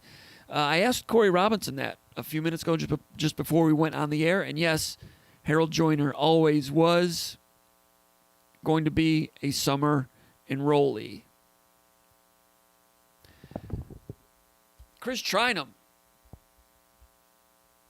Chris Trinum coming big with it. I don't have my bells or my whistles. But I got this. Chris Trinum. Ding, ding, ding. Thanks a lot, my man. Thank you for personal sponsorship from you tonight for tonight's Spartan Mag Live. Thanks a lot, Chris. Really appreciate it. Thank you. But yeah, I was talking to Corey Robinson, and I asked him, I said, was he always going to be a summer guy, Harold Joyner, the transfer running back from Auburn? He said yes. Was always going to be a summer transfer. Corey Robinson doing a great job as usual. Corey Robinson, great job. Paul Konendijk, great job as always. Justin Thind, great job. Corey Robinson is the recruiting anchor at SpartanMag.com. We got to bring him back on for some Q&A here real soon. Do a recruiting wrap. We're behind. We got plenty of stuff to do. There's no games this week, but I've got plenty of things to do I want to get to. And Justin Thind, SpartanMag.com, intern, doing a great job in so many capacities. Lucky to have those guys, and I'm glad that you guys as Spartan Maggers have been so welcoming and accepting of them. They've certainly helped us a lot. We appreciate those guys. Spartan MD says, Callie Spartan is right about the lack of development in basketball. Angelo Gross, Harold Joyner enthusiast, says, if Clink comes to Michigan State, we might just have a top 15 class. I'll tell you what, Clinkscale, you get the combination of Clinkscale, Mel Tucker. Michigan State has not been able to ring the bell a lot in Detroit in recent years. A lot of people say, well, Detroit hasn't been that great at producing talent, but there's some good. They produce players, but the high-ranking ones don't always become the excellent college players. Players from the city of Detroit rank high in the NFL. I think somewhere in the top 8 in terms of producing NFL players. But a lot of those guys, they don't always come from the power programs. But would be interesting to see Mel Tucker and Clint Scale recruit Detroit a little bit. Hey, Mel Tucker and Archie Collins recruiting Detroit would be interesting also. But your point is well taken. Gavin Keene says, who are the candidates to replace Tressel? Talked about that earlier already. Spartan MD says, who are the starting 2 linebackers next year? Whoa, that's a good question. Well, I got to think Noah Harvey's still in there. I would have thought Jess Lord Boateng, but he only got like 1 or 2 snaps all season, and then, of course, he hit the transfer portal. And I think he was encouraged to hit the transfer portal. So I don't know what they're thinking. I don't know what's going on there. Cal Halliday was on the travel team, played little special teams, got a targeting penalty in one of the games. He's in there a little bit. I don't know what they think of him. We've not seen him. Now Teote, the 4-star recruit coming in from California by way of Bishop Gorman High School in Las Vegas. I don't expect him to be a speedster type of guy right away. So I don't know. Noah Harvey, I thought in some ways gained some traction, started to improve a little bit, but kind of is what it is there. Maybe he could improve some. I'm not sure, but linebackers, that's another reason we need to see some spring practice, get another idea on that question. Hayden Vischer says, 45th player rated from this past season. I think you're talking about Shakur Brown. Gordy's here. That's what Gordon Tanona says. Mike K says, is MSU pulling a Harbaugh? I don't know what that means. Gordon Tanona says, I read an article that Tucker is projected to be Saban's replacement at Alabama. Well, he'd have to win big here to become Saban's replacement at Alabama. I don't see that right now. If he wins big at Michigan State, you'd have more to worry about in terms of, I think, Tucker going to the NFL than going to someplace like Nebraska or going to someplace like Alabama. I think the NFL thing might be there if he has success here. Just a hunch. Just a guess. I've not heard that from anyone else. He's not given that indication, but it would be a natural. He's been an interim coach in the NFL in the past, been a coordinator. I don't know. That's out there, though. Angelo Gross Enthusiast says, when Callie said 5-star, I thought of Will Johnson in 2022 class. With Harbaugh in the fire, on the hot seat, we could have a shot. Will Johnson, maybe. His dad played at Michigan. I don't know. With Harbaugh, if he gets hot seat, they'd probably wait to see who they hired. And then you'd probably have to beat out some other top-notch power programs. But it's a possibility. I doubt that Michigan State's going to give up. They'll continue to try, but I'm not sure that would be the one. But a 5-star from the state of Michigan will go to Michigan State at some point in the next couple of years. Usually the state of Michigan only has like 1 5-star per year. But I think Tucker's going to get one. Hayden Vischer says, Michigan State didn't even make his top list. Michigan, Ohio State, USC for him, talking about Will Johnson. Hayden Vischer bringing the knowledge and information as usual. Angelo Gross Enthusiast says, who knows? Kids can change their minds very fast. Good point. Jacob Terry says, Tom Crean cannot coach. Did they just beat Mississippi State or lose that game? They were on TV a couple days ago, and Georgia was something like 7-5, 7-4. Not too great. Hayden Vischer says, Sticky Rickies. That was the Rick's American Cafe thing I had a moment ago. Matthew Johnson says, not many of us on campus. So Matthew Johnson is indeed on campus. Well, Matthew Johnson, you be safe and you enjoy yourself. A lot of us are jealous. Enjoy those years. This year's not like others. It's too bad. Maybe you can stay a little bit longer. Maybe you can take another year in college and hang out a little longer. Enjoy yourself. Chris Trinum says, finally closed the work laptop. How's it going? Mall 286 punching in. I think he's from South Philadelphia, if I can remember correctly. Chris Trinum says, if we cannot get Klink or Collins, special teams and recruiting coordinator, please. That's what I said earlier, that they're, I've kind of heard that could be a possibility. Mel Tucker overseeing the safeties like D'Antonio did, and maybe somebody being a recruiting coach and special teams coach. I heard that is a possibility. I'm not saying that's the direction they're going to go. I'm saying that's one of the options that has been discussed. Chris Trinum says, yes, we have feedback. Oh, this was the buzz. Buzz not great, says Spartan MD. Started about a minute ago, Chris Trinum says. Sounds better now. Better now. I think if someone is on the phone with me, I could turn it up a little bit more. When the phone hangs up, then the buzz comes back. Yes, it is. It is a cord, and I've got my soundboard mixer is kind of. They don't make this one anymore. It's a good one. I like it. I say it's a good one, but it has this buzz. So I don't know. It's the mixer.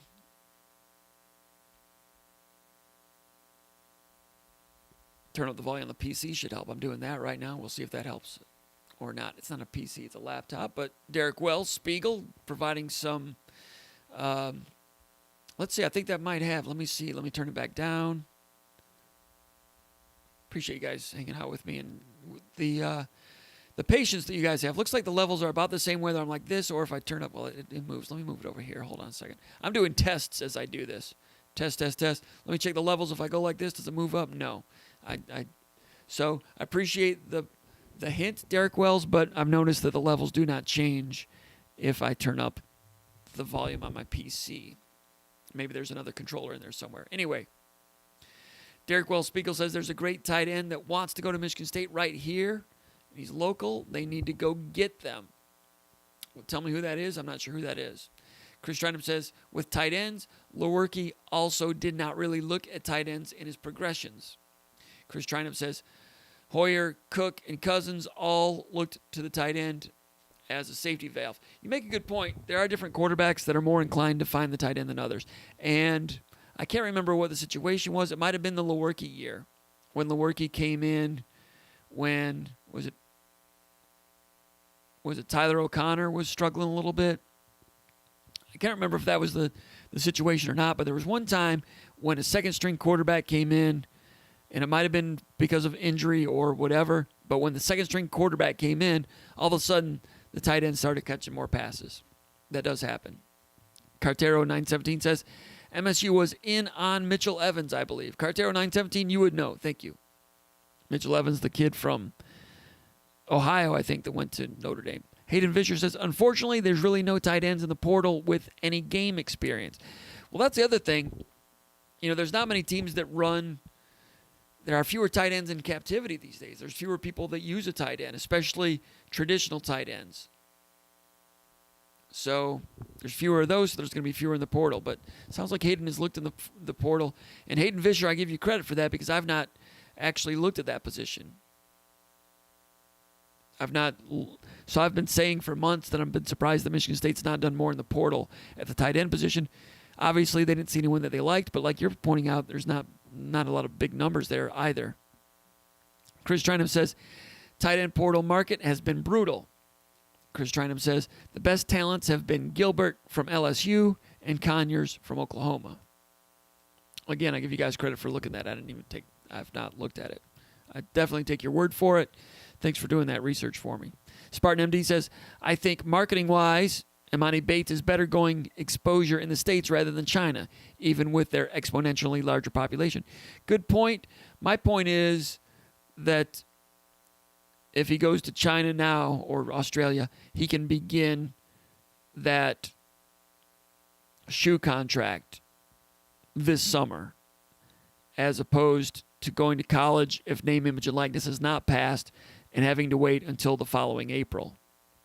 I mean, there'll be compensation here and there. Those, there'll be it's like when Josh Jackson was at Kansas. There was compensation. There were shoe companies trying to get him. There were agents. There's always agents trying to get people. It's not like what Chris Webber used to say. I didn't even have money to buy a pizza. That's not the case. Even if these people don't sign the $90 million contract with Nike, there'll still be some. They'll be okay. But in terms of signing that initial contract, if you can do it earlier, 8 months, or play for free. That's what I was getting at. But you're right. Exposure in the United States is, if you have a year of college, it's worth a lot. Just look at someone like Carmelo Anthony. Carmelo Anthony was a pretty good NBA player, but he was much more famous in the NBA, which probably led to bigger contracts, certainly better endorsements, because the 1 year in college, national champion. There were other players that went straight to the NBA that had decent NBA careers that never became household names. Tim Thomas, there's been a bunch of them. So that 1 year in college is so valuable for the Q rating, like you're saying. Spartan MD says, NBA does not want kids to drop out of high school to join the league. Exactly right. This nearly happened back in the day with LeBron. Chris Trinum with that super chat. I should have went straight to your question. My bad. Foul on me. My bad. That's my 4th foul. One more foul and I'm out. But anyway, the super chat is the DJ, the air horn is me saying thank you to Chris Trinum for the super chat, $25 personal sponsorship. Thank you very much. And we really appreciate that. And like I always say, appreciate the $2 ones also. Don't feel like you need to throw down big money, but we appreciate everybody that's here. Appreciate all the Spartan Mag subscribers, all Spartan Maggers. Chris Trinum says, great job, Comp and the staff. If this is a critical spring for Adam Burghorst, he says, is this a critical spring for Adam Burghorst, Brandon Wright, and Jacob Isaiah? Any chance for position changes with Burghorst or Wright given the free year? I should have asked that question right away. That's what I try to do. If you guys give us a personal sponsorship, I want that question to go straight to the forefront. Chris, I apologize. My bad. My 4th foul. Big spring for Burghorst. Yes, they moved him to tight end, but he never got on the field. He played a little bit early in the season, bounced out of the playing group. I focused in on him a couple of times, and with his size, the blocking should be good. It wasn't quite there. I watched him in pregame once. I saw him drop a pass in pregame. That's just one pass. Doesn't mean everything, but who knows? And then I'm not sure he was dressing late in the season. Got to remember also that Burghorst is a very good baseball player. Last year was, got a lot of innings for Michigan State. The season didn't last very long, but he was getting good run early as a true freshman pitcher early in that season. The season only lasted 5-6 games before they shut down. He was a guy that was drafted by the Pirates, I think it was. 6th round. He made the decision to come to Michigan State, and it was a tough decision. He had a really good offer from the major leagues to go straight to baseball out of high school. So he's still a baseball prospect.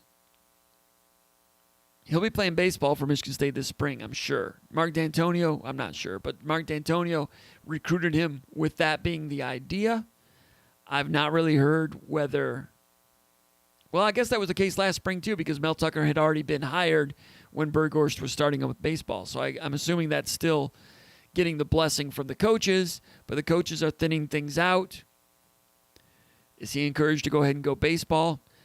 Problem is, baseball, they won't offer a full ride scholarship because college baseball only has about 11 and a half scholarships for the entire roster.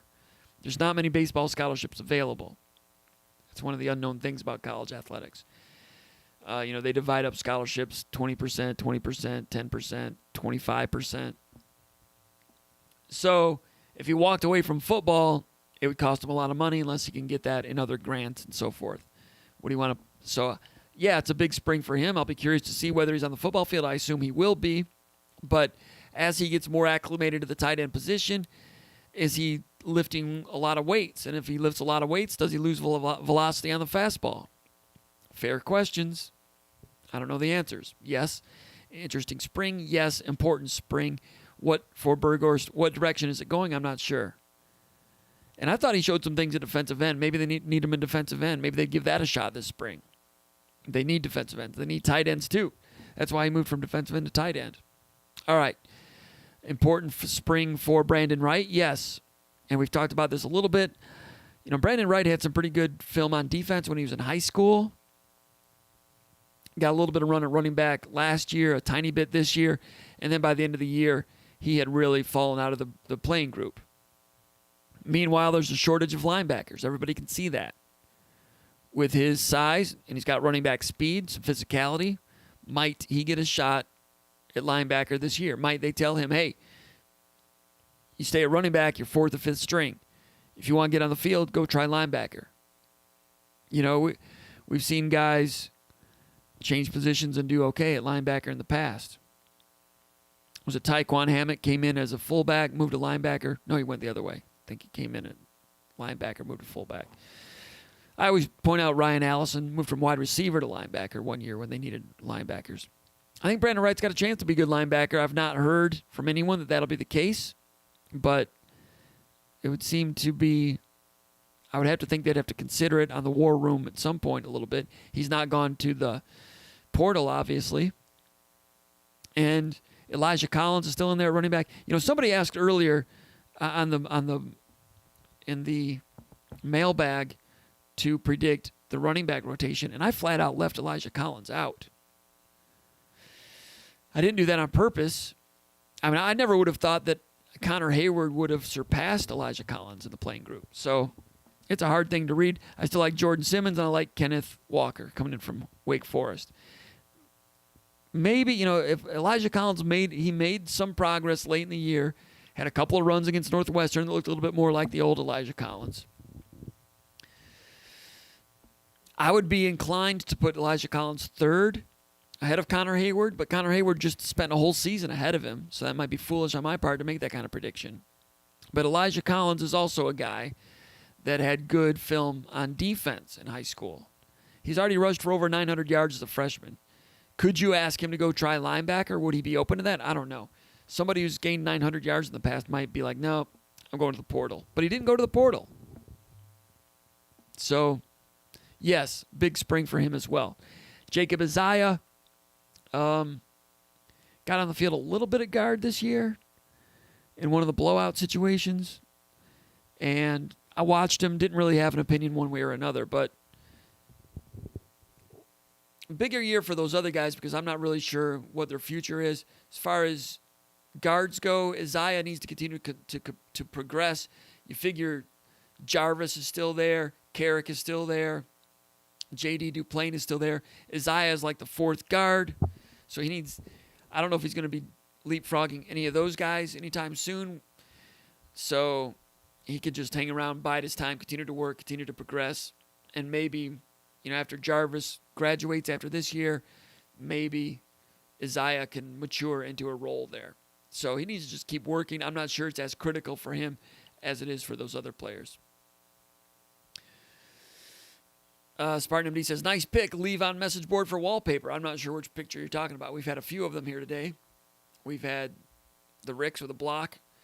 Any of you guys ever hang out around that corner right there? You ever go around that, spend all night down around that? I can't do it. That corner, around the corner, to see Bob Harvey or the Toll or someone like that? Maybe we're talking about this one. You ever walk to that one? This is the picture. Chittenden Hall. Oh, that's one of my favorite parts of campus. I've got many favorite parts of campus. That's one of them. This one ain't bad either. Down on the field level. Hayden Fisher says, Comp, any nuggets arise from the team meeting this past weekend? It was my understanding they had a team meeting at 7 o'clock on Sunday. And no, I've not heard any nuggets from that. Got my ear to the ground. Got a drink in my hand. Got my toes in the sand. Cheesy, I'm sorry. But no, I've not heard anything. But something will come up. I heard that there were players that were interested to go to the meeting and get back on campus because they were eager to see who was still with it, who's still coming back. Strange. I know the players all talk amongst themselves and so forth, but they don't. I don't know that.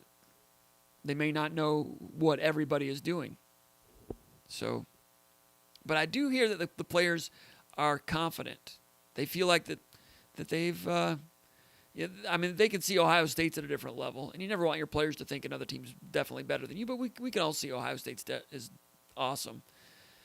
But the players don't feel like they're outclassed by anyone else in the Big Ten. And they're not going to think they're outclassed by Ohio State either. Athletes always believe in themselves, but they feel like they can. They feel like they can get to work and do some things. Let me go back to the mailbag. Then we'll go to the chat area. We'll call it a week. Amos 53 says, "What is the recruiting impact of Mike Tressel going to Cincinnati?" He says they've been tough already in Ohio. Cincinnati is. Does this move the needle anymore? Yeah, I think that Tressel at Cincinnati helps them a little bit, but Freeman was a good recruiter also, so that might not be a net positive for them. Tressel as a recruiter for Michigan State was always just kind of mediocre. He brought in some good guys, good with evaluation here and there, but he wasn't really a pound the pavement, elephant hunter, dynamic in the living room type of guy. He was very good with networking. You know, he hit his networks hard. He knew a lot of people. He was in Ohio for a long time. With his name, he's going to have a lot of networking. And he did a good job networking in the state of Ohio. Michigan State did not recruit Ohio a lot this past year. So the networking potential that Tressel always had is gone. But it was never back when they were always signing, 6, 7, 8 Ohio guys, how much of that was D'Antonio? How much of that was Tressel? Tressel had a part of Ohio, but an important part of Ohio. Does the current staff plan to do less in Ohio? I think it's important to do well in Ohio. I think Tressel had a hand in A.J. Kirk.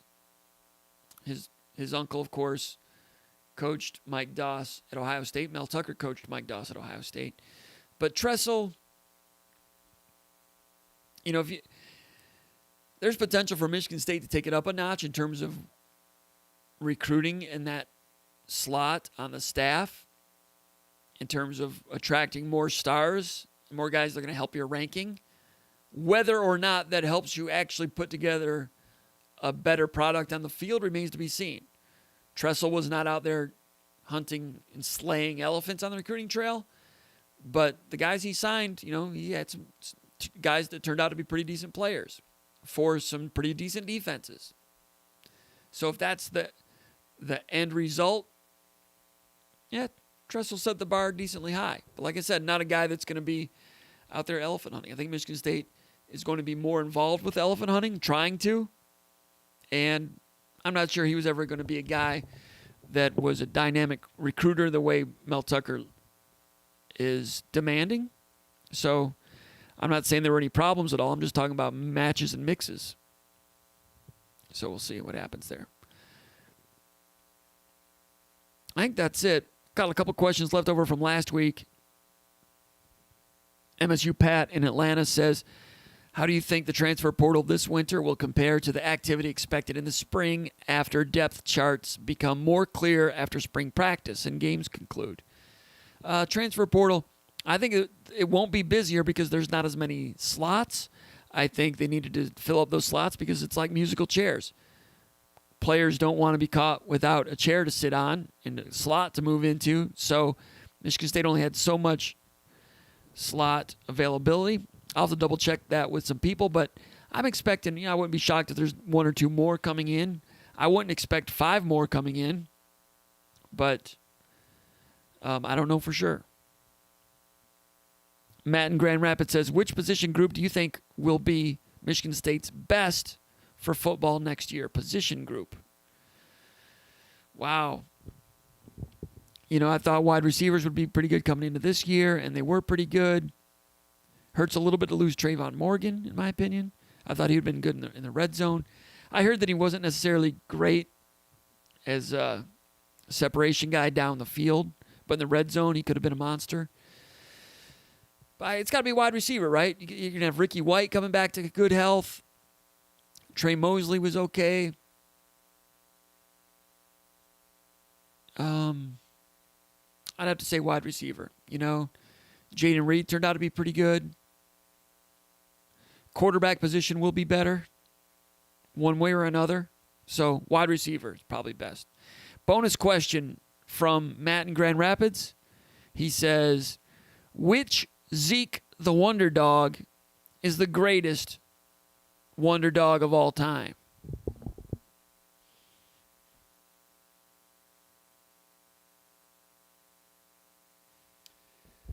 $1994. Dan from Royal Oak says, Jim, and by the way, Zeke has had some good years and some average years out there with the Frisbee. There's times when he loses a little bit on the vertical. But Zeke lately's been good. About 4 or 5 years ago, I started saying, man, Zeke's seen better days. But the current Zeke, well, they didn't have one this year. The Zeke from last year was solid. And I thought they had Zeke in. Didn't they have him in for a basketball game 7 or 8 years ago? They put little mitts on his feet. Or was that some other traveling guy that brought in dogs that had little mitts on his feet? I get it mixed up. But I think Zeke at halftime of a Michigan State basketball game is not a bad idea. Everybody likes Zeke. He's a good dog. We like good dogs. Dan from Royal Oak says, Jim, I am planning a trip to Miami for the Michigan State-Miami game this fall. Assuming it is safe to play and travel, do you think this game will be on the schedule come 2021? And you've asked that on the message board also. I can only say that I asked Beekman, Bill Beekman, Michigan State's athletic director, I asked him about scheduling back in October and, what's going to happen with the Miami game. And Michigan State also owes a trip to Brigham Young. Is there a chance that Michigan State might, instead of going to Miami this year, they just cancel the Miami contract, go to Brigham Young, call that one good? They've been to Brigham Young once. I'm not sure how the contract is worded, but Brigham Young came here, and Michigan State paid them. So now if Michigan State goes there, do they get that money back? Is there there's usually an act of nature, act of God clause in a contract. If there's a hurricane, the game gets canceled, then the game could be broken without a payout. Is this a case where Michigan State would rather just say, okay, Brigham Young, we're good. We don't need to go out there and get the $1 million. Actually, it wouldn't be $1 million. The Brigham Young contract, I think, was a 1-for-1. I don't think it was a 2-for-1. So on a 2-for-1, money kind of changes hands, but it ends up being the same because it ends up being a wash. But Michigan State's already paid Brigham Young because they came and beat Michigan State a few years ago, 2016. Now Michigan State goes to Brigham Young. Do they have to go to Brigham Young to get the money? Or when Brigham Young came here, did Michigan State not pay them knowing that they would get it back the following year or in a couple of years, 5 years? I don't know. Great question. So that money that's in the balance, I'm not sure where that sits. Now, Miami was supposed to come this year, same situation. So Michigan State didn't get them, didn't have to pay them. Now, if Michigan State goes down there, does Miami pay Michigan State, and then you never have to pay Miami? Does that end up being a net positive for Michigan State? Does Michigan State want to go down there and lose a game? I don't know. They might win. Who knows? I don't know. But Beekman said to me that it was all still on the table, that they were still looking at it. And that's a few months ago. I assume they're further along in their decision-making progress in that category now. But to answer your question, I don't have an answer. All I can tell you is that it was being discussed. And I'm not sure. All right, Will Johnson is all Ohio State, USC, and Michigan, says Cartero 917. Detroit Spartan giving some applause to Chris Trinum. What a Spartan. Love that guy. Chris Trinum says, hey-oh, right back at you, Detroit Spartan. So you guys talking amongst yourselves. That's fine. Detroit Spartan says, I've heard that as well, Comp, but I think it'll depend on who they hire. Okay, probably talking about the talk of possibly Mel Tucker being the safeties coach like Mark D'Antonio was, and then hiring a guy that would focus on being recruiting coordinator / special teams. I assume that's what you're referring to. Detroit Spartan says, you're a great Spartan, just a good dude in general. This is Detroit Spartan and Chris Trainum going back and forth. Thanks, brother. I'm still waiting on Malik Hairston to Carmelo Eyes, Oregon. I hear you. Spartan MD says he likes the air horn. Doors Fan 91 says drafted by the Texas Rangers. Thank you. Burghorst was Rangers. Jace Bowen might have been Pirates. Can't remember. Jace Bowen was the Pirates. Thanks, Chris. Chris Trinum says, wasn't Gillison planning on playing both when he came to Michigan State? I think he was. I think Trenton Gillison was planning to play baseball. Has not happened. Chris Trainham says, I was really hoping Burgorst would be a Tyler Hoover light. I had hope at tight end given the need, but the results have not been great. Point well taken. Chris Trainham says, correct. Ty Hammock from linebacker to fullback. He came in as a linebacker, beefed up a little too much, moved to fullback, and he was pretty good, and then he transferred out right when he was in the playing group. Not sure why that was. The pick of Sparty is what SpartanMD says. All right, I'll go back to Sparty. It is a good one. And it was at a nice time of night. In the dusk. In the twilight's last gleaming, as it were. Sparty statue. Looks pretty good over there. It's from earlier tonight. SpartanMD says, like the Van Halen reference. Bonus point to you, SpartanMD. I'll give you the air horn. Drink the hand, toes in my sand. All I need. Understand. Thank you. It's not for everybody. It's not for everybody. Detroit Spartan says, Comp, Dog, and Zeke. Yeah. I've got high standards when it comes to dogs. Chris Trainham laughing out loud. And that's going to do it, ladies and gentlemen. We are done. We've finished another one. We've gone about 2 hours. Again, it's interesting that we always end right at 2 hours. I don't plan it that way. It just kind of works out that way. But I appreciate all the questions in the chat area. Appreciate the questions over the mailbag. Appreciate the callers. Some of you people that haven't called, call in.